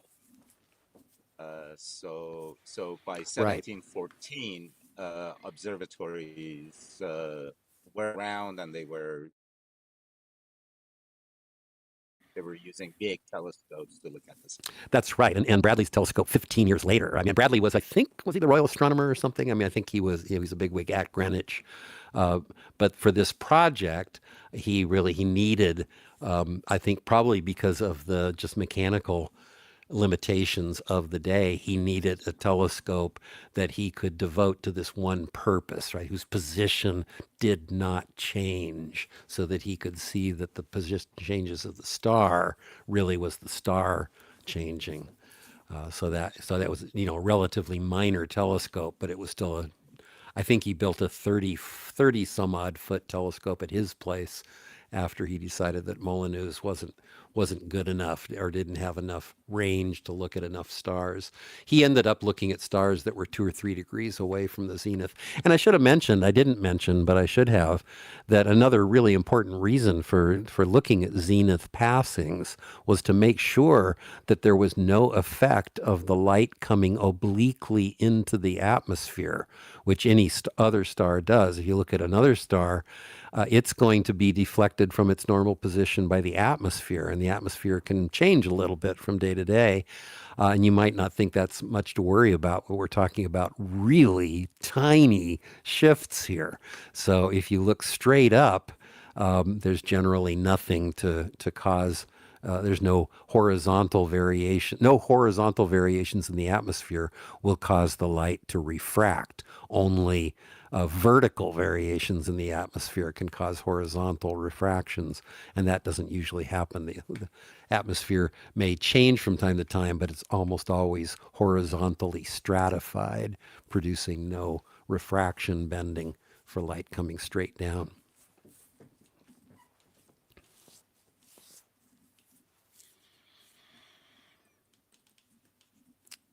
So, anything else? Let me give you a little preview. As I mentioned, this will be kind of one of the important points going forward. I don't know how long this series will last because there's a lot of things to talk about in the 1800s in particular. We're going to kind of pretty much jump into the 1800s next week, but we may spend a long time there. And this series will certainly end no later than 1905. So basically, the series is grounded in the 19th century. But one of the things we're going to see pretty soon is that somebody, and it became very well understood that this was a result of the Earth's motion. And by the 1800s, it was also very well understood that light was a wave. And therefore, it was also very well understood that there was a substance that people referred to as the luminiferous ether. It wasn't a question whether it existed. It had to exist because if light was a wave, something had to be waving, and the idea of the speed of light would make a lot of sense in that case. It would be the speed of these waves, just like the speed of sound is the speed of sound waves. So all that seemed, it was all very copacetic. The wave theory had explained all these optical diffraction effects, etc., clearly had displaced a particle theory. There was no question about whether light would be faster because the source emitting it. Doesn't matter how fast a train is moving. It changes the frequency of sound waves, but it doesn't change their speed. When a train blows its horn coming toward you, the horn is shifted upward in frequency. When it's moving away, it's shifted down in frequency. But those waves all come at you at the speed of sound. So all of that stuff seemed really good. And so there was also absolutely no question that when you filled that telescope with water and slowed those waves down, you would have to shift the telescope forward. And you could calculate how much more. You have to shift it 20 seconds of arc when light is traveling at its vacuum speed, or its speed in air. The speed in air is basically the same. But if you fill it with water, light travels 50% slower. No, I'm sorry, that's not right. 30% slower. And so you're going to have to tilt the telescope further forward, and you can calculate what it is. The aberration angle would then clearly become 27 seconds of arc rather than the 20 seconds of arc that Bradley and everybody since has determined it is. But it wasn't. When they filled the telescope with water, the angle did not change. And there was no explanation for this. I shouldn't quite go that far, depending on, and might have history things. Fresnel came up with an explanation for it that was based not in any kind of a theory. It was just say, okay, well, this must be what happens. He basically came up with a way to make the ether not have any detectable effect. He said, okay, well, if the water drags this ether with it at some fraction of the speed that the water is actually moving, then the effects will cancel and you won't have to tilt the telescope. Fresnel's theory actually explained a lot of other observations as well, and effectively what they did was it made the existence, even though it wasn't obvious at the time, what they were really doing was making the existence of the ether undetectable. Well, actually, they did understand it. It made it undetectable to what's called first order in the ratio of the speed of the detector to the speed of light. So any experiment that was designed to detect the ratio of V to C would fail. What it did leave open was the possibility for experiments that were sensitive to the square of that ratio not to fail. And that's where Michelson and Morley will come in eventually. But the really key thing is there's a thing, and you might just Google it. If you have a few moments after this, just Google Airy's failure. This is George Airy, Airy, Airy, Airy's failure. It's about the water-filled telescope. And the critical thing really is that at the time, there was no way to understand this until Fresnel came up with this idea that was unsupported by anything other than the need to get that result. Fresnel came up with a way to get that result that had no theoretical basis whatsoever, other than the fact that it gives that result. So that was a real question, and the fact that Fresnel came up with this thing that saved the appearances probably delayed the advance of physics by 40 or 50 years, because it made people say, oh, okay, that's why. And nothing was done until 40 or 50 years later when Michelson and Morley did their things, at which point even Fresnel couldn't save things, and that led to Einstein and the theory of relativity. So that's kind of a little peek at the story ahead. Yeah, I heard you guys mention Galileo, Galilee, and I like him, right? But let's be honest, right? He was also an astrologer, and my thing with you science guys is like a lot of the stuff y'all talking about. I studied it as well, but aside from like I guess how y'all socialize, which I find to only be in these elite networks, but if y'all go into a room of people that's not as smart as y'all fail socially. But that's just one thing. But when it comes to Galileo, he was also an astrologer. Yeah. Yeah, and he made groundbreaking leaps with the telescope. So a lot of y'all in here, y'all are not like Ptolemy. Y'all are not like the ancient Islamic astrologers. I mean, if any of y'all are like on science like that in here, I mean, I'd be surprised, but I'm just saying, like, as far as it goes with the astrology, right? The people that are the forefathers in the mathematics that y'all prop yourselves on, they were astrologers too. So Well, I'm just letting Yeah, y'all know, right? John, Galileo, do you mind if I with, answer with this? Ga- hold on a I'm second, about to Jacob. land. Yeah, Stop your hold on a mouth. second. Yeah. All right, go ahead. Yeah. Okay, No, so I John, was just asking do you mind Jacob if I? to hold on for a second. And do hold on. I want to respond briefly, and then I'll let you as well. Excuse me. Yeah, no, it's true, Lex. Of course, Newton was an alchemist as well, right? He was searching for ways to turn mercury into gold. And a lot of these things were the distinction. A lot of people who did things thought there was some kind of a basis for these things that could be worked out. And I know a lot of people still do, right? There's no I think there's no scientific evidence for astrology, but that doesn't mean it's wrong.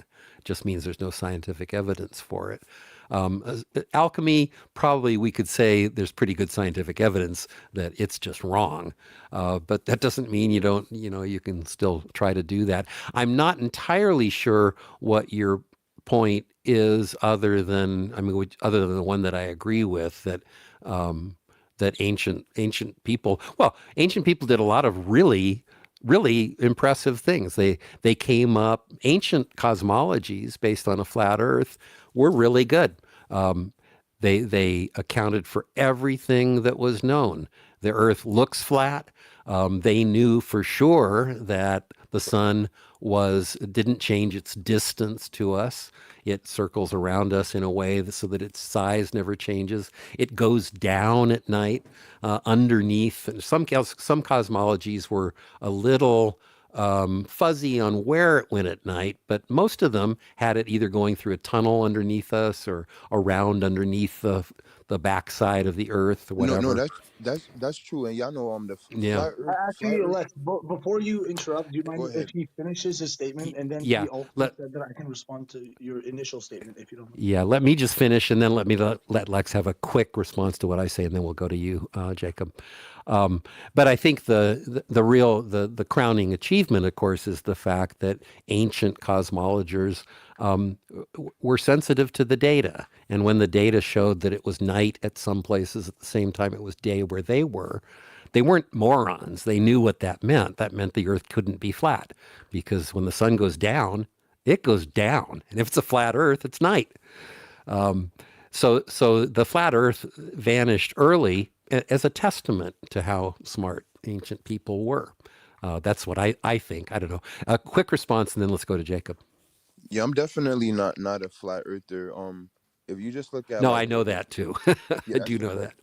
If you look at like ellipsoid motions, that completely elliptical orbits completely debunk flat Earth. But when you look at what's his name, Copernicus, he had to use an ephemeris, and he used the ancient ephemeris from an ancient astrologer out of Alexandria to lay down the groundwork to the heliocentric model. So all of these discoveries that we've been doing, they all have an astrological foundation. That's all I want the scientific community to validate. That's it, because that's a fact. Yeah. And if Well, it's not, it's we can go data, on. right? It doesn't matter whether the person that gathered the data was an astrologer or not. It was important because it stretched back a long time. Go ahead, Jacob. Okay, so I think it's very interesting how you approach. Now, I'm not sure if I've spoken with you before, Lex, but I really Lex is a like. sharp guy. I just want to warn Oh, you. I I can. have, and No, no, no, no. he's a smart guy. I can feel his sharpness from here. So yeah, trust me. I'm very. I can hear by the way he talks that he's very smart, and I like how he says he wants validation from the scientific community. I think that's a very accurate statement, Lex.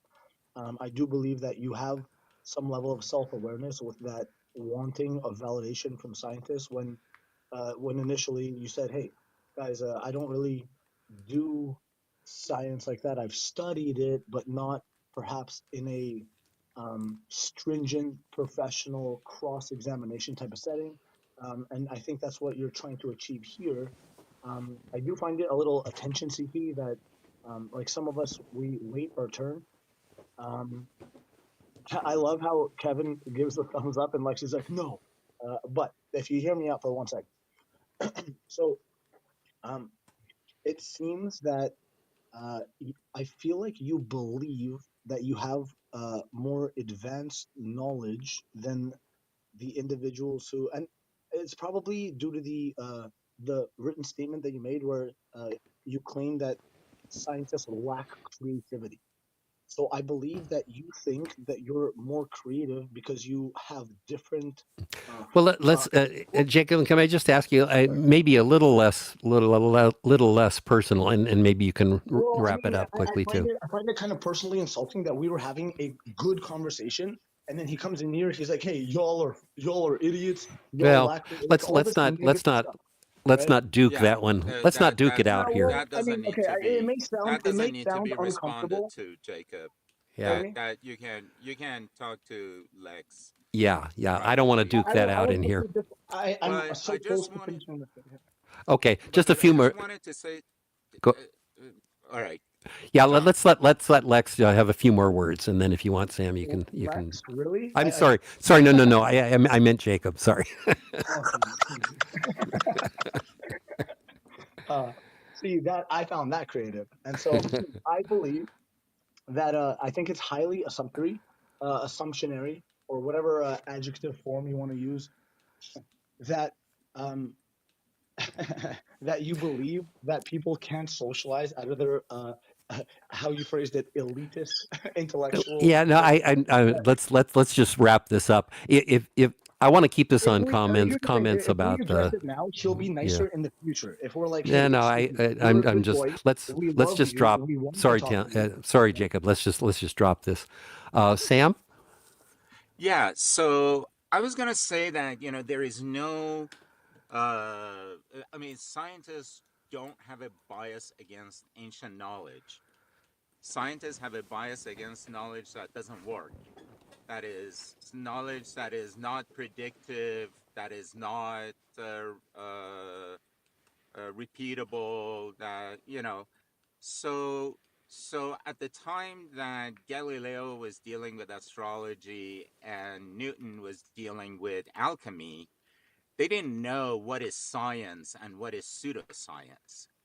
It was those experiments and experiments that came after that that showed us these aspects of alchemy are not scientific, but these aspects of alchemy are scientific, and we're going to call it chemistry. Or astrology, these aspects are not scientific, those aspects are scientific, we're going to call those astronomy. So our knowledge today is 100% built on the knowledge of the ancients, and we cannot deny that, and we're not putting that away. We're only putting away things that don't work. Thanks, John. That was nicely said, Sam. I think that was really good. There may be other comments, but I think Kevin hasn't spoken, and I think Hanson hasn't spoken. So let me first of all, I think Kevin might have been here first. Kevin, did you want to say something? Maybe he's not. Let's go to Hanson. Hanson, did you want to say something? Oh no, it's okay. I'm gonna listen right now. Hey, wait, Okay. you know what I wanted to say real quick? I wanted Oh, to say that okay, and then we'll go to Kevin because I see he unmuted. Go ahead, Lex. I'm gonna be quick. I wanted to say, like, with stellar aberration, I never heard of that, but I've heard of parallax. So like when I came in here, I was like, all right, this is new. I never heard of parallax. I'm familiar with Aristarchus, but did y'all go over the difference between parallax and stellar aberration? Because Yeah, we did, but let me do it again because it really is important. Parallax is the result of moving back and being somewhere and then later being somewhere else and looking at nearby objects relative to far away objects. So when you shift your head back and forth, nearby objects look like they shift, the opposite way relative to background. And you can use measurements of the amount of that shift angularly to determine how far away those nearby objects are. And so that's the way we determine the distance to stars. But because aberration depends only on how fast you are moving relative to, the light and the angle at which you're moving, any star in the same position in the sky will suffer the same amount of aberration change in its position. There's no shifting relative to a background. There's only shifting in an absolute sense now. That entire portion of the celestial sphere shifts. So it's very different, and it's much bigger. It's a much bigger effect. The biggest parallax of any star is about 1 second of arc, whereas all stars have an aberration of 20 seconds one way at one time of year and 20 seconds the other way the other time of year. So yeah, thanks for asking the question. We've talked about it before, but that really is an important takeaway from today. I appreciate you, John. Thank you. Thanks, Lex. And Kevin, did you? I think I saw you unmute. Oh yeah. Of course, I'm getting burnt out. Oh, you're a little broken You up. can hear me. Yeah, I just gonna say that there are. Okay. Oh, Yeah, no, you're good now, I think. can you hear me better? I think it's good. I'm- Give it a try. gosh, yeah. Okay, it always happens. Like right when, okay, yes. Now I was gonna say, yeah. There's lots of there's actually literally millions of scientific papers. So I challenge anyone to actually read some of them and have Wikipedia handy, and actually go through the data. And then, but science, has a rigor to it, of course, but that's just a framework. It would literally be impossible to have millions of scientific papers, many of which can't ever be thrown into the spotlight because there's just too many of them. It would literally be impossible to have so many without having creativity as well. So art and science are one and the same. So that's what I wanted to say. All right. Yeah. Thanks. I certainly agree. I mean, one of the things that makes me I've been for the last month or so since I got really hot on this whole topic of 19th century precursors to relativity is that I often find myself not able to sleep at night. And it's only made worse every morning when I wake up and I follow some new rabbit hole and it leads to like 10 other rabbit holes. And those rabbit holes are all populated by just astonishing amounts of work done by 16th and 17th and 18th and 19th century scientists grappling with questions that have never occurred to me because I know the answers. And I love putting myself back in their positions and asking, what would you think if you didn't already know this stuff? I just think it's totally fascinating. Hey, can we go around the room and then everyone share who they think the GOAT is in science historically and then modern present day currently living? Like for example, NBA, somebody might say Jordan, and then current day would be LeBron James. And then I don't think I really want to do that, but if somebody feels Seth. compelled, that's fine. Seth Curry, I think you mean, because he beat LeBron face to face every time. Not every time, but joking. See, I always liked the fact that there was a sports section in the newspaper because it was one section I could just take, crumple up, and throw away, and not have to waste my time reading. That's I don't hate sports, but I don't know sports at all. So there's an analogy that I'd have a really hard time. I've heard those names, all those names. I know those names. I even know they're basketball players. But Hanson, you unmuted. Go ahead. I just want to echo what you said earlier. I also learned all that stuff, mathematics and physics, a lot of stuff. But I always wonder, fascinated how Lagrange and Hamilton, for example, come up with Lagrangians and Hamiltonians in the first place. Yeah. How did the idea pop into their head? Yeah, it seems like it just came out of nowhere, doesn't exactly, it? Straight there. I just don't know what the hell they.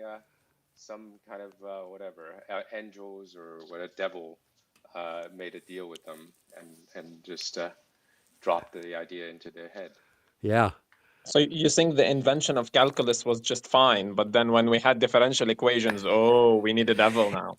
It's not so much that it's the alternate formation of Newtonian mechanics, basically, where that came from. I mean, we all get. I think Hanson would agree. We get kind of. Stories that say, well, you can kind of see how because of this, et cetera, and notice that it gives the right results. And yeah, okay, fine, it gives the right results, but where did it come from? How did somebody think of this? The Newtonian, it's, of course, I'm not just dissing Newton. Newton is the most, probably the genius, the genius in the human intellectual history. The Seth Curry, so to speak. Sorry, say again? The Seth Curry, so to speak. Right, Steph. Yeah. Yeah, that's his brother. That's his brother. Right, Go ahead. exactly. Yeah, but the in Lagrangians and Hamiltonian is so unintuitive. The Yeah. it's just yeah, I don't know. It's not natural. I'm inviting Swad, I think, on stage. Swad Muhammad. Swad, welcome to the stage. I don't know if we've talked before. Would you like to say something? Yes, I do. Oh, you're very low, at least for me. Can Oh, you be? usually I get accused of being loud, so Oh, I'm I'm really not hearing. I mean, I'm hearing you, somebody talking, but I can't make out the words. Anybody else? Yeah, me too. okay. Okay, hang No, it's really, really low, Swad. If you're using an earphone, maybe unplug it. Okay, how about now? That's Yeah. better. Okay, so I was just thinking, right? I'm thinking sports people, right? They have to think of the limit. Let's just think of a car, the speed of a Ferrari. Yeah, the ones that drive Ferrari, right? Can you imagine the speed of the limit that they are driving at and competing at, and then they have to be in the blink of an eye. It's like you're asking them to be like flies, react like a fly, be like a who. Like you're asking them what, like you know. So Like you want to reversely. nominate a race car driver over Seth No, no, Curry? Is no. that I'm what you're just saying? saying to you, when you ask somebody, yes, sports people, what is your or what do you call it, the maths level of thinking? How many ways do you calculate? How many seconds do you think for a second? Do you Oh, ask them that question? Because you're asking us, average people, right? And then you're thinking you're a scientist. Why are you not asking the right people? so I'm still not sure I understand your point. Are you pointing to the kind of E- reaction time required for a race car driver? Yes, Yeah. yes. But Yeah, no, and the all of the, intuitions, right? The yeah, physical intuition. it's not intuition. They don't need I to don't think it's solve. intuition. How did you prove it was intuition? Well, I That think was the the part thing. that I was disagreeing with you. How did you prove it was intuition? He Oh, assumed, he didn't prove. John doesn't do proofs. People who do math do Oh, he proofs. doesn't do proofs. No, Oh, he bloody doesn't. He hell, then doesn't. I'm wasting my He's just a bloody hair. physicist. He's a poor physicist. yeah. Can I use Sam's presence to ask whether there was a room on Monday, his chemistry rooms or not? Because I was waiting for you and I couldn't find you, so Yeah, I was kind of there suffering. wasn't. There wasn't. I wasn't feeling well over the weekend, so I couldn't put the Oh, I'm slides sorry to together. hear that. But no, it's okay. But I went ahead and scheduled it for this Monday. If you look up on Scientific Discourse House site here, you will see it scheduled for Monday at 1 p.m. Mountain Time in the U.S., noon Pacific, 3 Eastern. What is it? 9 European time, or 8. Good. So I just. Shamash, Yeah, go ahead. sorry, one more thing, Shamash, if you could back channel, send me your like WhatsApp number, some way I can communicate with you outside of Clubhouse. That'd be great. And I just noticed, Yeah, sure. I don't think I have, I see Richard in the audience. I don't think I recognized him or asked him if he had anything he wanted to contribute.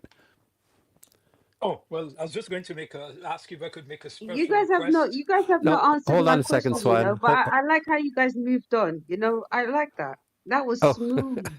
well, That was okay. very, very I smooth. confess I'm not completely sure I understand your point other than the No, fact that no, race car. ignore the fool. You invited me, but ignore the fool, huh? Well, okay, no offense intended. I thought I made a couple of interpretations. Maybe they were both wrong, but let's hear what Richard has to say, and then if you want, Swad, you can maybe make your point again. Go ahead, Richard. Hey, just wanted to thank you for the room one and to ask if it's possible to make a request for future. I have often had to explain how Einstein proved, relativity using the sun. and the bending of space-time that made him famous.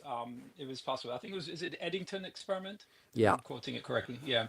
So I don't know if you had already done that and it's out there already, or if you could do that at some point, just as a special request. I'd use Yeah. that along with my talks to kids and students and such to help visually represent what happened Yeah. and I why that's important. I haven't done that in particular, and just thinking about it quickly, I might think about it some more. I've done bites of physics on general relativity related things, like what the gravitational force means in relativity, etc. That eclipse thing would be kind of interesting. That it's got a nice punchline in the fact that Einstein made a prediction for what would be observed, and then I think there was something there. There was an eclipse that was clouded out, so they weren't able to make the measurement. And in between that and the when they did make the measurement, Einstein realized he'd made a factor of 2 error. So he corrected his prediction just in time for them to measure it and see that his corrected prediction was right. That would have been embarrassing to have to do it after the fact. So that's kind of and the interesting thing is that Wait, that but factor. Einstein was also Hold right on, hold on, about hold on just a Israel. second. Hold on just a second, Swad, and then we'll get to you. The interesting thing about that factor of 2 is the fact that his initial prediction was the prediction that Newton would have made if Newton had been asked to make the prediction. Turns out that general relativity actually makes a factor of 2 difference in the prediction. So that's another. But anyway, that might be an interesting story to expand a little bit on. Swad, go ahead. Yeah, so I'm just thinking, yeah, well, Einstein was very great at another thing as well, right? He said, yeah, Israel, yeah, was going to be a certain way because he's a Jew himself, right? He said, my people, you give them a country, we're just going to turn out like the Zionists. I mean, like the Nazis, right? So he predicted that. Hold on a second. I'm not Go on. sure what's your point here. Because she wants to Oh, free so my point Palestine. is, he was great in prediction. So he didn't just predict one thing. He didn't predict one theory, he predicted 2 theories. Well, 3 really, in some sense. I mean, he, Okay, then yeah. yeah, that then what's the third one? Well, it's not so much a theory. I mean, the point is, in 1905, he did the theory of relativity, special theory of relativity, the photoelectric effect, and Brownian motion, and he got the Nobel Prize, I think, for Brownian motion. Am Yeah, I correct? but you see No, the reason why he photoelectric. Was it I think The that he photoelectric got effect? photoelectric, that. Okay, yeah. But do right. you agree? Do you agree with me on the second one? The second one being what? What do you mean? The second one being that he was talking about the Zionist people. He wasn't talking about his religion like that. He didn't talk about that. He just talked about what these Zionists was doing, and they were using a propaganda. They I were like to using a ask certain way, Yeah, and they I used it. Sawat, I'd like to ask if we keep the conversation to Okay, specific go yeah, on. issues in yeah. scientific But it is discourse. science, though, Thanks. because No, You no, know, but you Well, know what's that no, good is it's about it's science. it's science? really not. I America don't. I taking don't know. over the Gaza Strip. That's cool Okay, about No. now science. it's not science. Okay. Okay. So moving on. Yes, we are going to move on. Swad, sorry. Are there any other comments?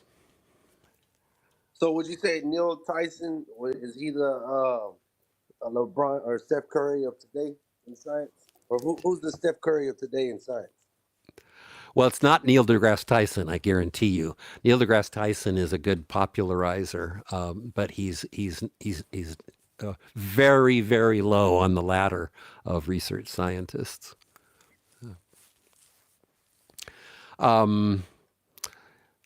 Let's see. Yeah, I actually have a kind of a personal beef with Neil deGrasse Tyson for things that he's a showman, and that's good, right? That gets interest in science, I am willing to do that. But he often lets that showmanship make him say things that are just wrong in the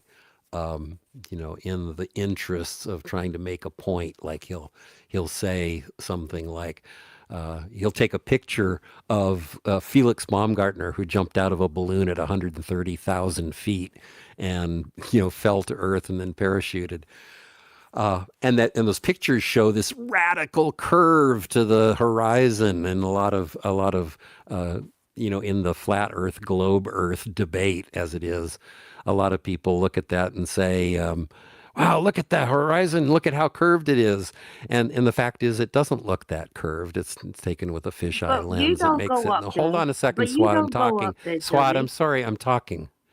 And what deGrasse Tyson will say is, you can't see the curvature of the horizon from 130,000 feet. That stuff is flat. And it's just wrong. It's easy to see the curvature of the horizon from 130,000 feet. And Neil deGrasse Tyson knows that. But he says it in order to kind of make a point that, that the picture is exaggerating it. And then it's picked up by by science deniers as evidence for their point of view, and I don't appreciate that. I've written to him several times about that, and I've never gotten a response from him.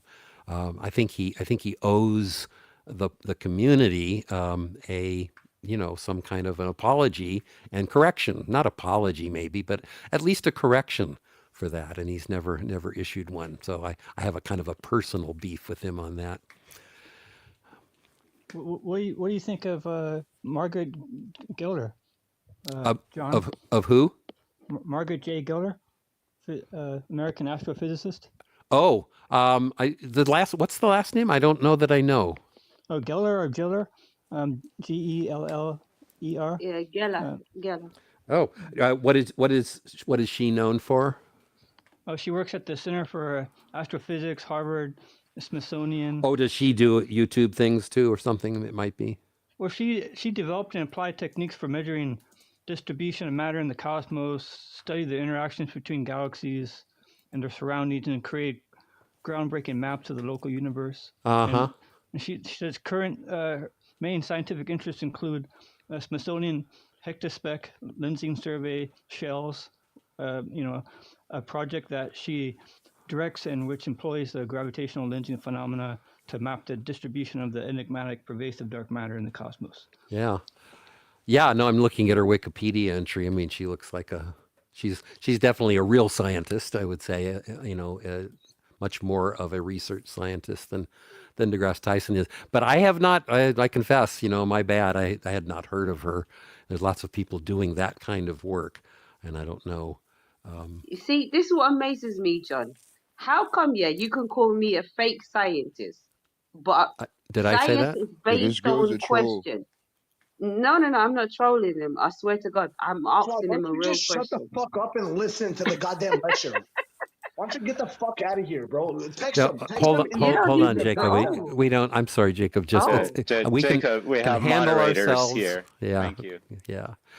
We'll handle it. But Swat, I do want to say, just please, if you want to say something, make that known at an what should I appropriate do? time. Signal my hands? Should I put my hands up?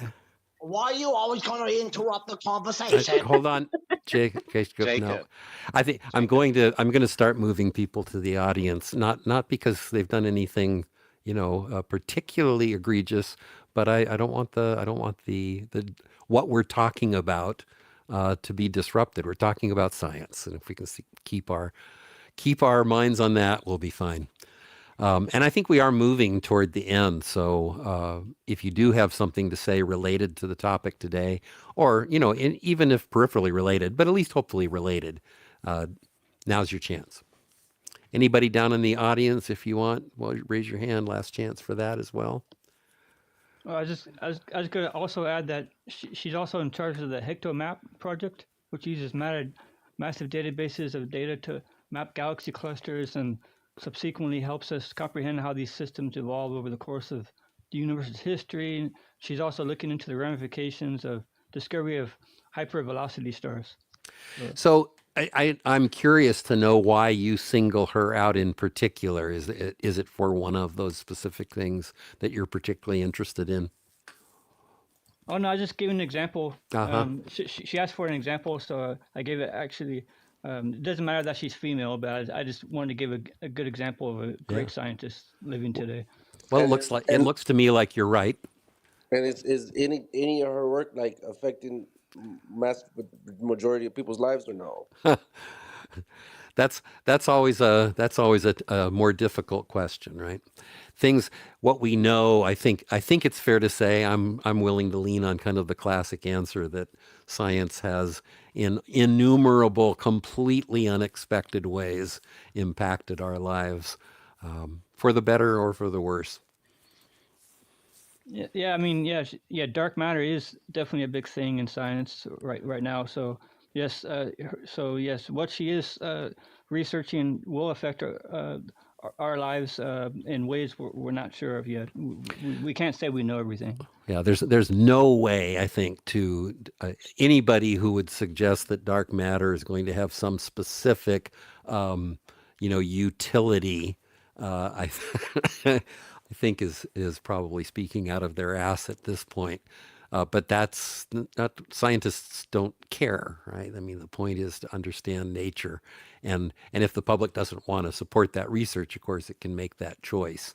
But I think the history shows that there's always, even if it doesn't directly affect, there are spin-offs, all sorts of spin-offs from experimental, from the construction of experiments, from the theories that spawn those constructions of experiments, et cetera.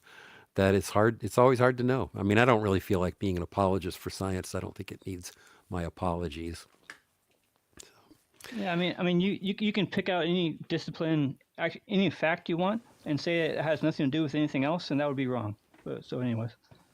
Yeah, there's the sense in which it certainly is the case. I think one of the things that people don't appreciate well enough is the fantastically fragile web that science has woven. If you were to take one part of that and try to say, well, this part, I don't like this part, and get rid of it.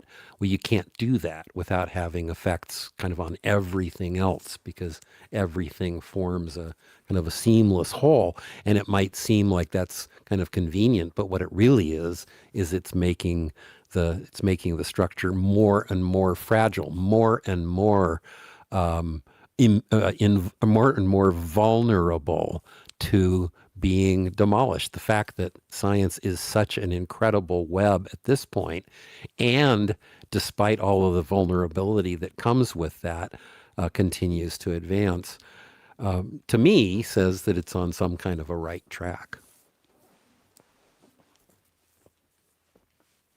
You're the guy that invented, like electricity or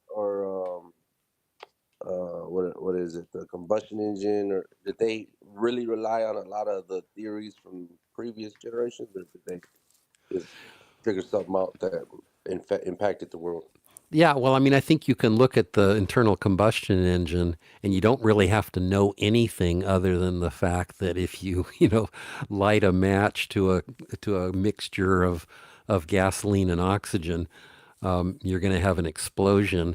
And if there's some way to harness that explosion, the idea of coming up with an internal combustion engine doesn't really require any knowledge of thermodynamics. It's just a matter of kind of having an intuition for what you might be able to do. Now, bringing thermodynamics to bear on that will lead to improvements, but those improvements are just in some sense tweaks on the original idea, which is let's have explosions in cylinders that can drive these things away from us and connect them to crankshafts that we can use to turn wheels and drive down the street. Anybody could do that without knowing any physics, in my opinion.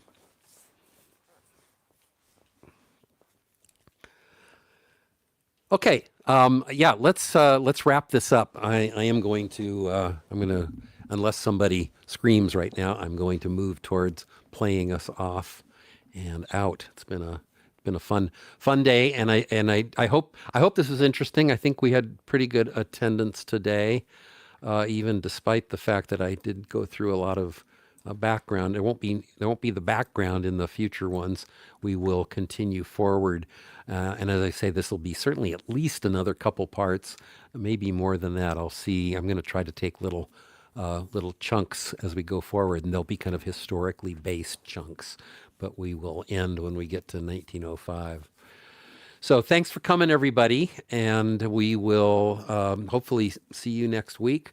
Actually, maybe just before I end, let's see, is Sam still here? Sam isn't. Shamash, did you wanna? You haven't pushed your Philosophy Wednesdays yet. Why don't I give you a chance to tell people who might not know about that? Yeah, sure, we could do that. First of all, let's do the Sam part. So Sam Tamasabi, he was here a minute ago. He's running a chemistry series as a review, and then he's gonna start talking about thermodynamics on Monday. So Monday, the link is in the chat. You can find him on our club, the Scientific Discourse Club, and you can attend. I think it's 8 p.m. Europe time. That would be 1 East Coast. Am I right? Yeah, sort of like that. So yeah, if you are interested in chemistry, you can click on the link and you can find us. Also, if you want to watch other rooms, I'm working as much as I can to upload these rooms to YouTube. So if you find the link in the chat as well for our YouTube channel, just search the Scientific Discourse. You can find some episodes of John. The more time passes, the more I'm going to work on posting more episodes of the past, so you can watch them without finding the recordings on Clubhouse, because sometimes they delete it, sometimes the slides are off, so you can't find it. So that'll be the place to find. And one more thing is that every Wednesday, same time as this room, 17:30 GMT, we are running Philosophy Wednesdays. I'm kind of discussing some philosophy of science. A couple of weeks ago, we did a room on a movement called logical positivists, and those people were like hardcore scientists who were really uptight with their views, and we discussed that their views needed fixing. And so one of the small fixes that were introduced are going to be the topic for Wednesday. So this will be operationalism. How is it that scientists understand the objects in their theory? What is space? What is time? What is geometry for a physicist? So we might be talking about that on Wednesday. So if you're interested Cool. in some philosophy, show up 17:30 GMT on Wednesday. You can find the link in the chat as well. Thank you, John. Yeah, thanks, Shamash. Okay, so thanks everybody. I'm going to play us out with a composition of mine that I created many years ago when I was applying to be David Goodstein's assistant on a series called The Mechanical Universe that aired on PBS, I think, at the time. Long since forgotten, but it was a job I really, really wanted, and I thought I brought all the skills to help him with that, in addition to being able to compose this theme song that I proposed for the series. And I've always been a little bit suspicious that the theme song they ended up actually using was kind of ripped off from me. But at any rate, here it is. Enjoy. See you So next week. do you own the rights for this one? Can I keep recording? Oh yeah, you can keep recording this one. This one Yeah, I great. All own. right. Let's hear John. Let's go. Okay. See you next week, everybody.